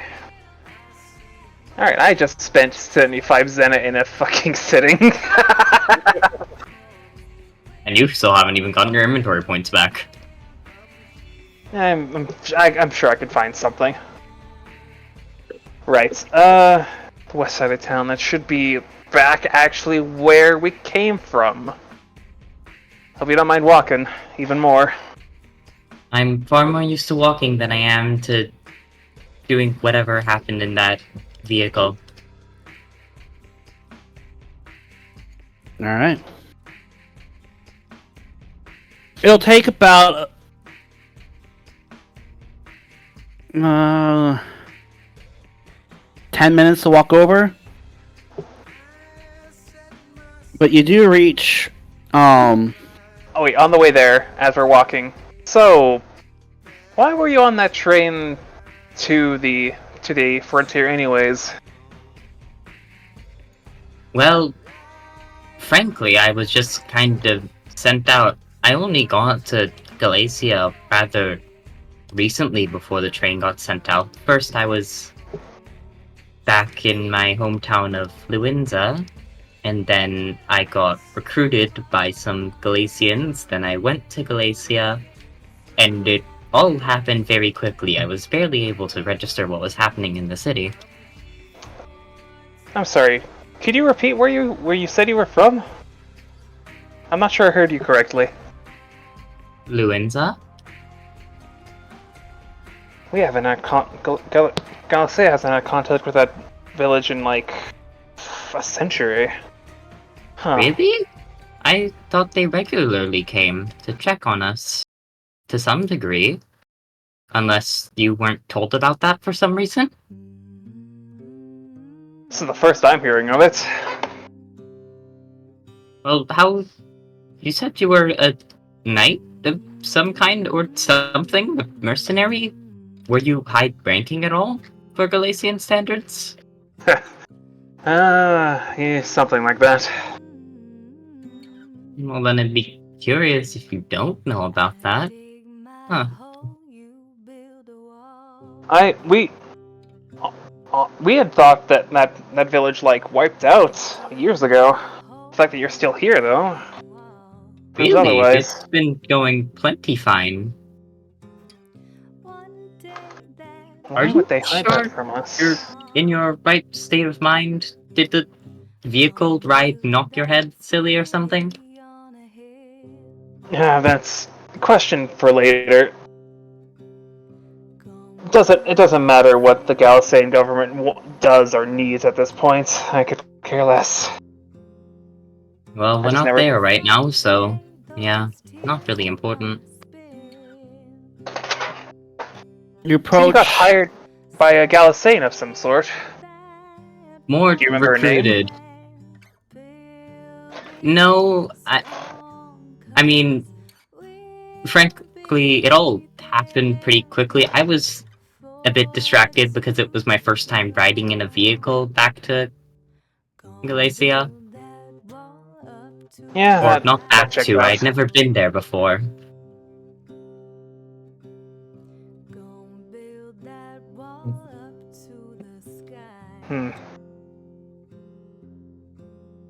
No wonder you're so good with no wonder you're so adept at magical arts. Yeah, I mean, that's kind of all we do over in Luinza. Seriously, we don't do anything else. Your chief export is magical arts. Or was, according to what I had heard. Yeah, I guess we have been more isolated recently. It's really only been the occasional group from Galacia to check on us. To kind of make sure that we were actually alive.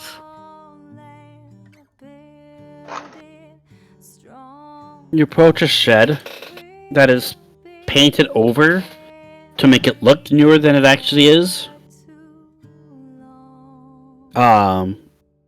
You do see components that you'd find in various component pouches and arcane focuses in like a window and a door. Looks like the place. Could be. Audra holds open the door. After you. Thank you. Ins- This is gonna walk on in and look around. Inside there's various magical staffs, various robes, and potions. There is a man with a pencil-drawn mustache and a stretched-out goatee that kind of hangs out below the chin. Not greased, but it is swept back hair with like a white stripe going down the side. Welcome. I am Roger Hammerstein, and this is my magical shop for all magical needs. I take it you have this market cornered in this town, huh? And more or less. Audra picks up one of the stray crystals. There's an enchanter down the road, but I haven't talked to my brother in some time, so... Family feud or what? And he sets the crystal back down and picks up one of the stabs. No! Not feud, just don't talk. You know, you ever have a sibling that, things fine, but you don't ever have a reason to talk to them? Pretty much that. Can't say I relate.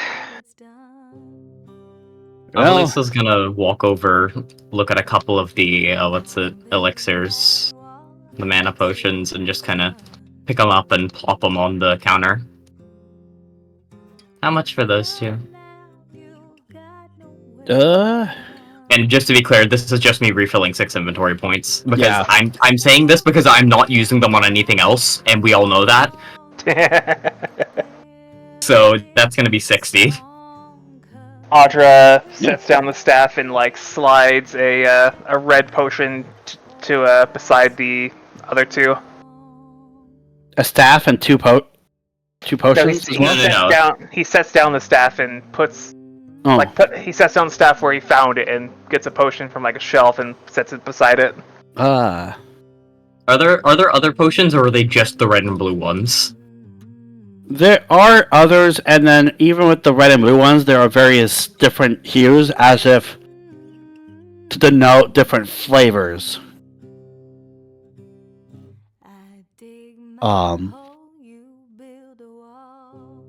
You sure you want just the standard? I have various other flavors, because drinking the same potion with the same taste over and over again, I got sick and tired of it. I'm quite used to drinking the same, but I guess I don't know what these ones taste like. Well, I'm So- sure I'll live. the red ones you grabbed there, pointing at Audra, those... He points to the fact that one is like a bit more brighter red than the other. Points to the dark red. That would be cinnamon. That one would be cherry. Then he looks at... How many did you grab? 2. 2? And these two are just standard, but I also have blueberry, pomegranate, melons, a lemonade. As he's explaining this, Audra's like turned his back and is like looking around the rest of the shop. Hey, what are some of these other potions? It's more than just elixirs and remedies. Oh, Yeah. that looks like a tonic. That one would be a cure disease tonic. That one is the burn cream. So, not really a potion, but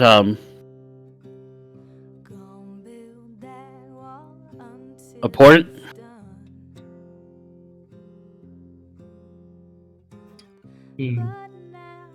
That one you actually have to apply to the skin instead of actually drinking it.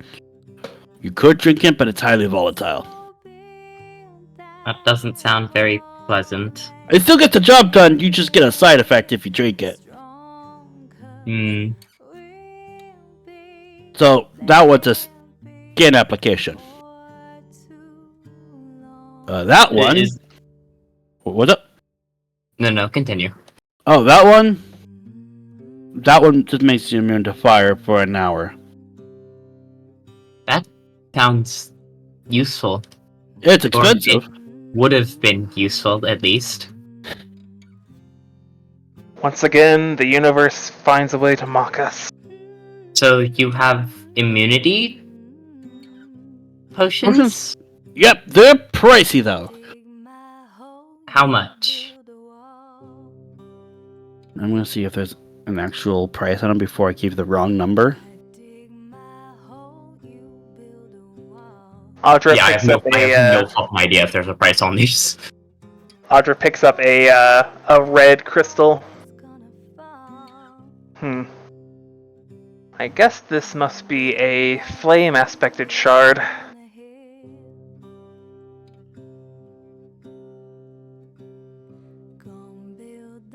Doesn't look very bright. Are you sure this is charged properly? I charge it myself. Yeah, are you sure they're charged properly? That's a very excellent point. How much it cost to get an inventory back again? Recharging 10. Inventory point is 10. 10 per point. Okay. I have no idea how the fuck you would price an immunity potion though. Yeah, okay. I think that particular one will run you.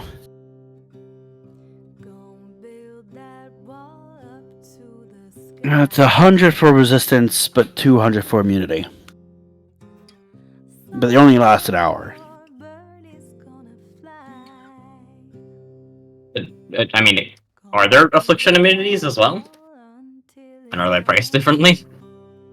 Oh yeah.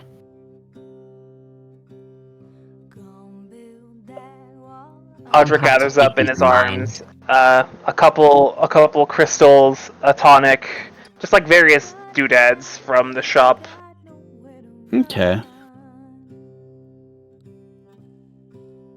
Yeah, tonics are 2 IP cost, by the way. Yeah.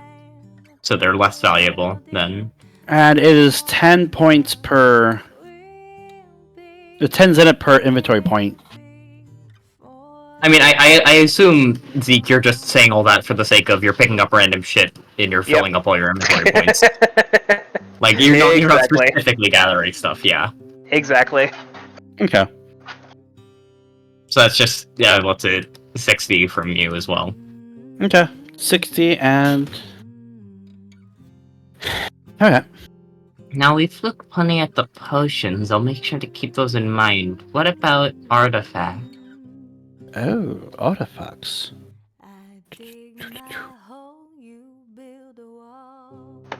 You're awfully at home here, it seems. Well, yes, everything's far more familiar than it is out on the streets. Well, I say familiar, I don't know the specifics, but it's kind of...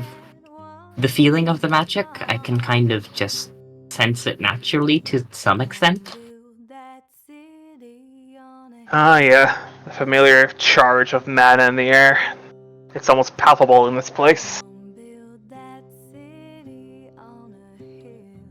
Audra, like, walks over to one of the shelves and looks at, like, a rainbow concoction do you wish sitting for there. standard enchanted items or actual artifact? There's a difference? Yes.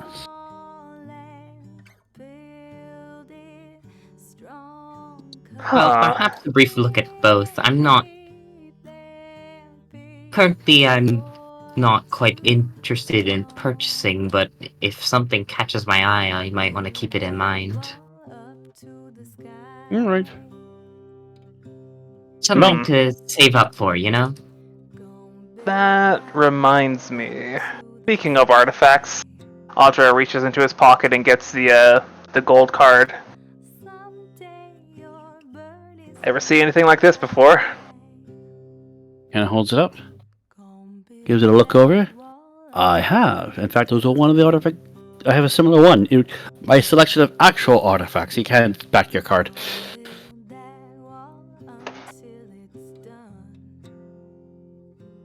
So he kind of walks over, grabs a display case, picks it up, and walks over. And there are 3 items in there. One is a black bound leather book with a red ruby eye in the center. Ominous. The second looks like a feather. Just a simple feather. And then the third one is a gold card. And I will I will pull one randomly to determine what it is. It can't be any of the... Lisa's eyes almost start, like, fucking sparkling. Just a reminder, what cards do we have already? We have... Two of Hearts on Sir Erica, and Queen of Spades on you. Okay, Queen of Spades. And 2 of Hearts. I will tell you. Go ahead, as I'm shuffling, counter tap. What? I'm shuffling the deck of playing cards. And I'm saying, do you want me to cut the deck when I pull the card, or pull it straight from the top? Just pull it. Do it straight from the top.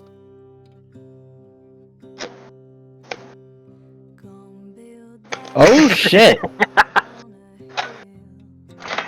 It's probably a Joker, judging by that reaction. Yep, the red one. Jesus Christ. In That's what he the has, yeah. yeah.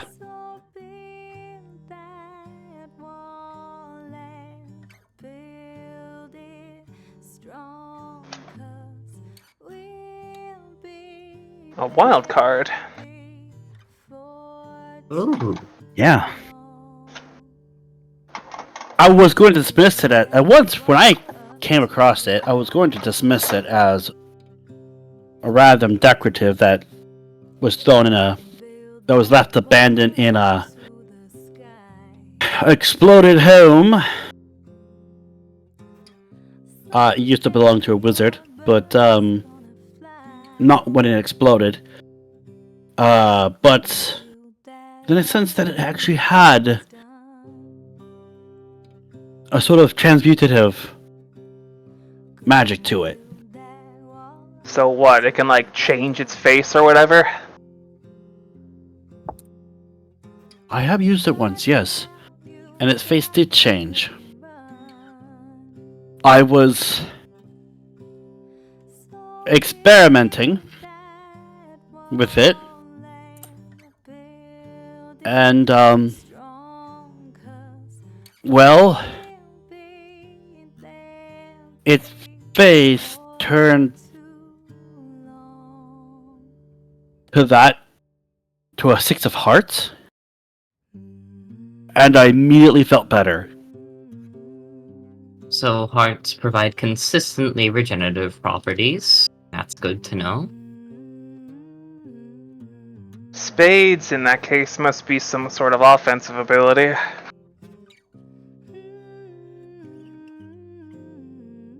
And that leaves the other two suits, which are a mystery right now.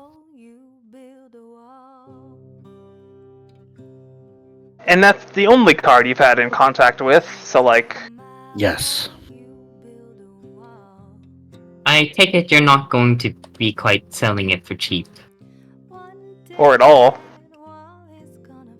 I mean, I'll sell it if I get the right price. People giving me paltry numbers of, I'll give you 50, I'll give you 69, lo ha ha. And it didn't. I don't even know the 69 was so funny. How about this, Merlin? No. I think that's what Billy called you. Billy doesn't know my name because, well, anything grandeur or beyond simple naming. Billy's stupid? Is that what you're saying? You can say it, we don't mind. Yeah. No, I literally addressed myself earlier as Roger Hammerstein. Roger, yes. A very distinguishable name. If we can't possibly afford it, how about a favor? Got any huge monsters you need killing? Any person that's run out on a tab? There is a rare cave that I've yet to been able to leave this place to go to. But rumor has it that there are crystals there. The crystals there are made of we all know gold is a metal, but much like how gold can be melted into a liquid state, it's a crystalline state. Crystal. Golden crystals, so more or less you're offering a trade? If we can obtain some of them? Exactly. Normally, gold would fetch you a lot of money, a lot of zenith. However, that's not what I want the crystals for. Gold is very transmutable. It's very magical too. Audra turns to Avalisa. Well, looks like we've got our lead. Yep, sounds like a pretty good place to start.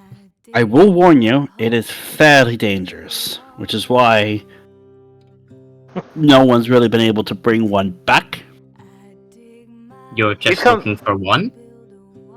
I'm looking for a few, but imagine if no one can bring one back, I'd imagine there's something dangerous down there. Probably, but perhaps I could just... If I can get eyes on one, maybe I can just warp it out. Well, we have a few options, but more than likely, we're We'll gonna have to have talk to do with- that in a while. We'll have And to talk with communicate with the everybody group. about it. Yeah. It'll be very dangerous, I'm not gonna lie to you. That's why this is the task. For a very valuable artifact. As for the other That's two, reasonable. Yes, what does that feather do? Avalisa isn't gonna touch it because she knows that unassuming items can also fucking explode in her face. there are... It is a large feather, mind you, and it shines rainbow colors. Okay, well that's not very unassuming. Sorry. It's not. That's no. It's perfectly fine. I was just saying, if it was unassuming, she still wouldn't touch it. Leather... Well, not leather. Legends say that you could use this feather to revive the dead. No one's tested it because, well, they don't want to waste it. That makes sense. Huh. In Galatea, there was talks of a legendary bird that, like, had down like this. What was it? Was it Phoenician birds? Yeah. No one's seen one in millennia. The fact that one of these exists and could very easily be one of them puts some merit to that theory in legend. Definitely has an aura of, like, actually being magical, I'll give you that. Yes, I can definitely feel it. And as for the slightly ominous book, if you even wanted to try touching it, or using it rather. I never opened it myself, but I did see what happened to the last person who opened it up. He opened it up And in the light of the full moon. A portal opened up that closed when day came by. But some of his mind was fragmented afterwards. And shortly afterwards, the only thing anyone knows about that wizard who tried using the book and looking into those portals, now only wears a teddy bear mascot head for articles of clothing. Don't know why, but when your mind breaks, well...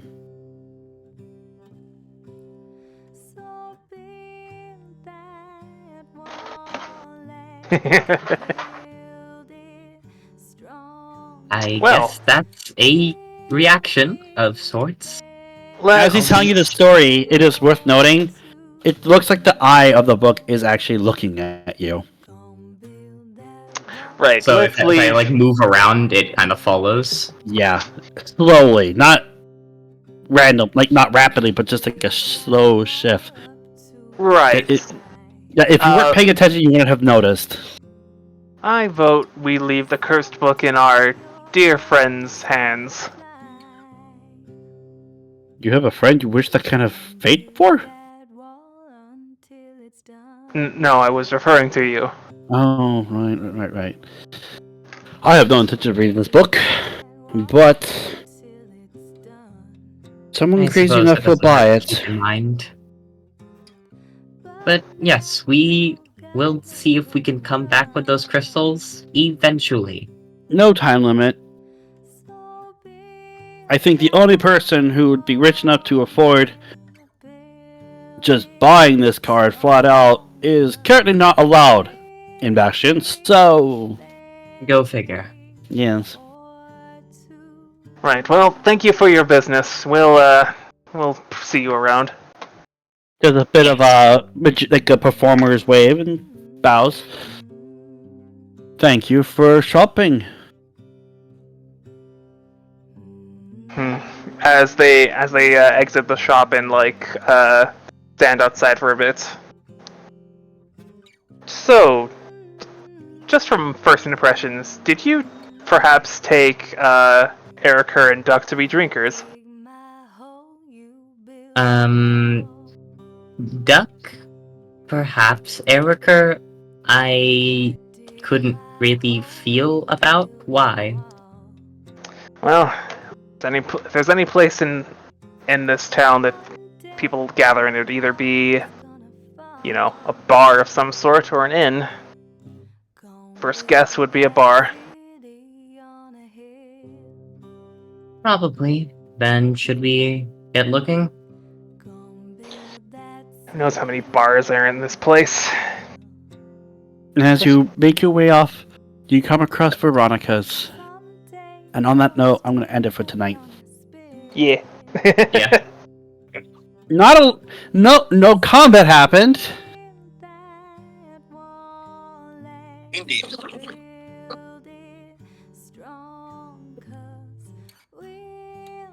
But we still have to vote for MVP and embodiment.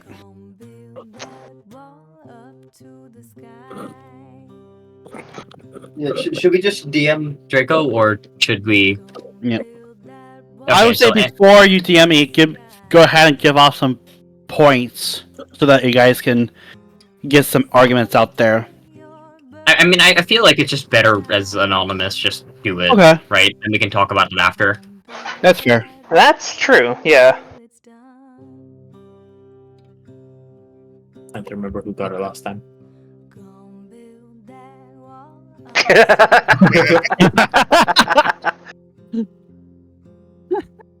Can I hit D-bag 3 more XP? D-bag to the kid experience. Why not? So do MVP vote first. Yep. And then embodiment 1 second.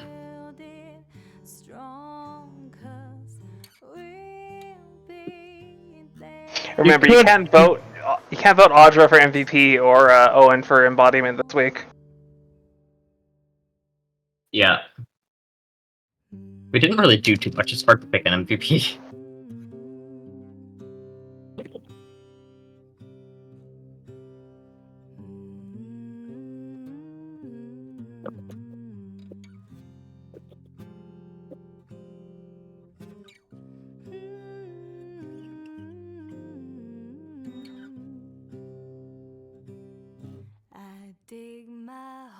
I'm gonna scroll up so I have everyone's.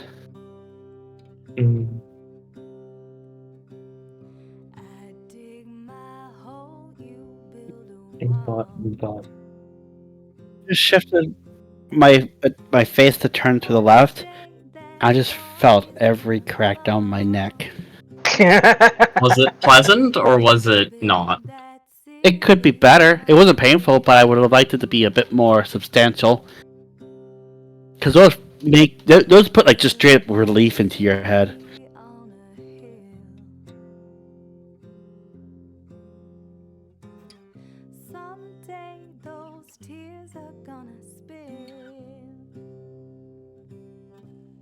No. It's just no. Man, I'm really not sure what to do. We didn't do a lot. No, that's why MVP votes are gonna be tough for RP sessions. But I mean, Doesn't hurt to throw a name in. you know.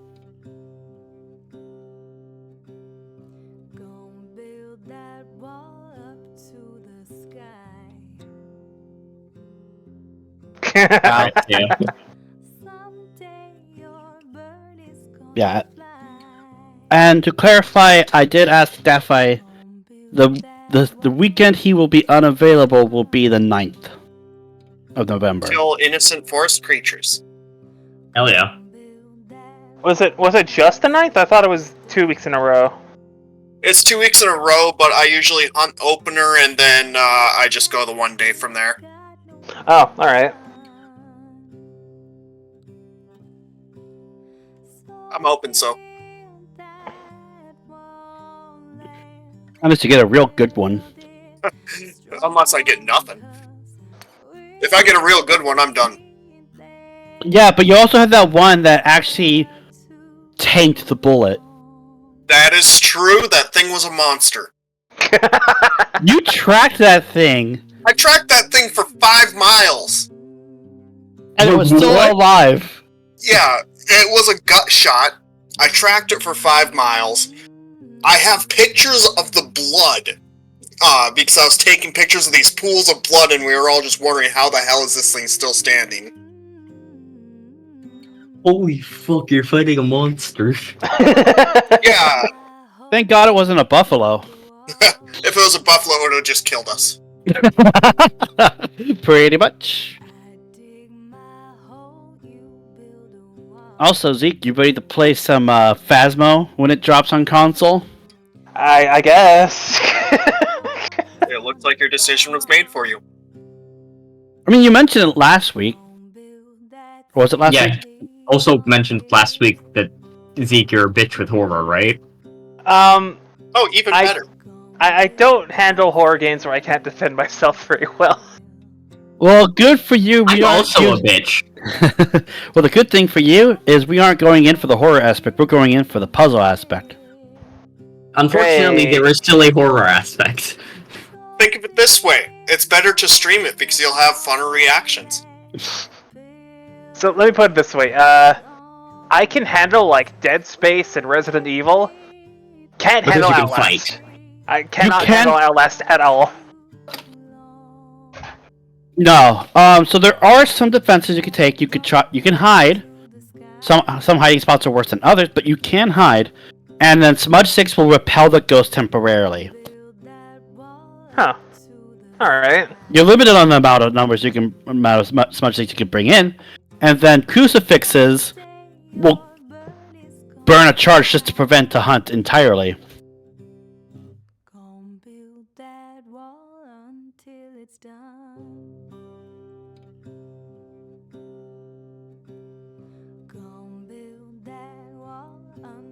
Yeah. The terror of dying dies off fairly quickly and goes from, oh god, to, ah, god damn it. It goes from oh fuck to motherfucker. I am still waiting for an MVP vote for Deathfy.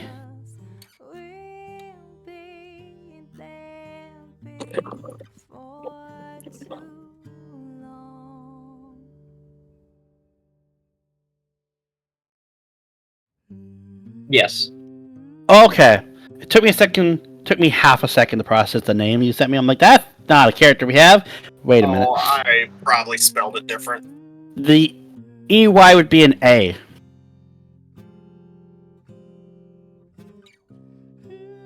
It sure fucking isn't.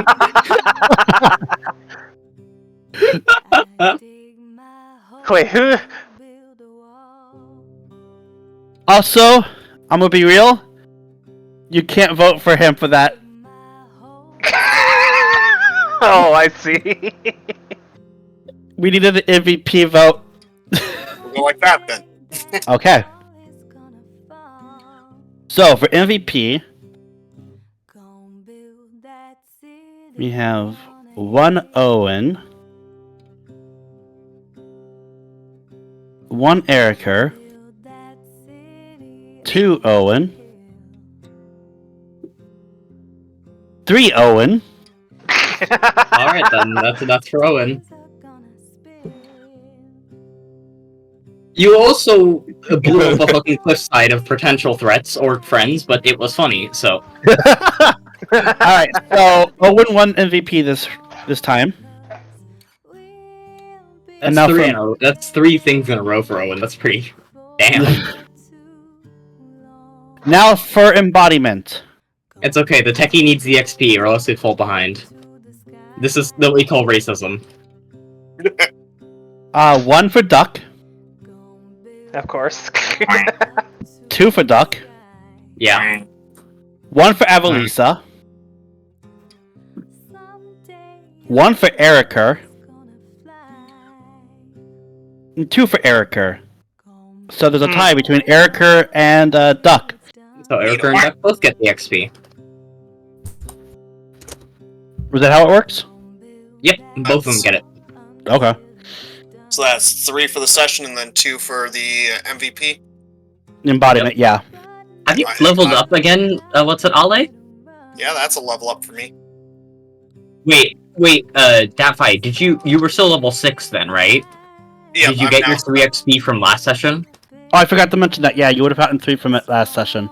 Alright, I'm leveled up plus 3. Okay. Yeah, okay. So who got embodiment? It was Erica and Duck. Yep. Yeah. Okay. And then Owen got MVP.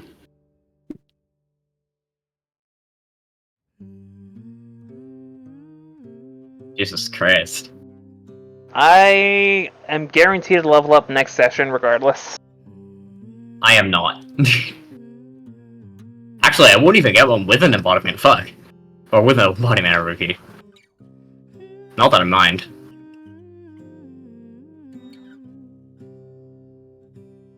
Go for it. What? The discussion that we were going to have pre-vote that got moved to Oh, post-vote. yeah.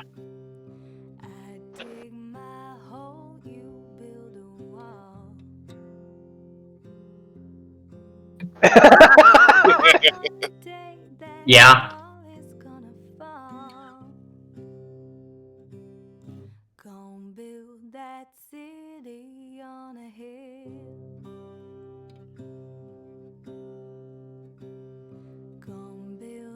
Yeah.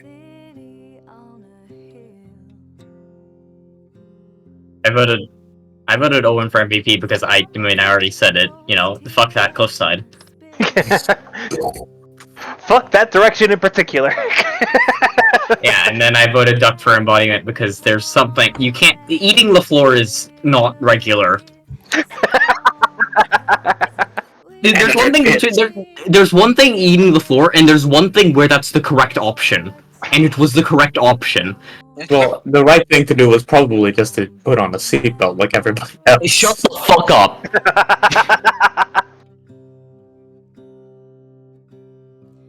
Oh no, God.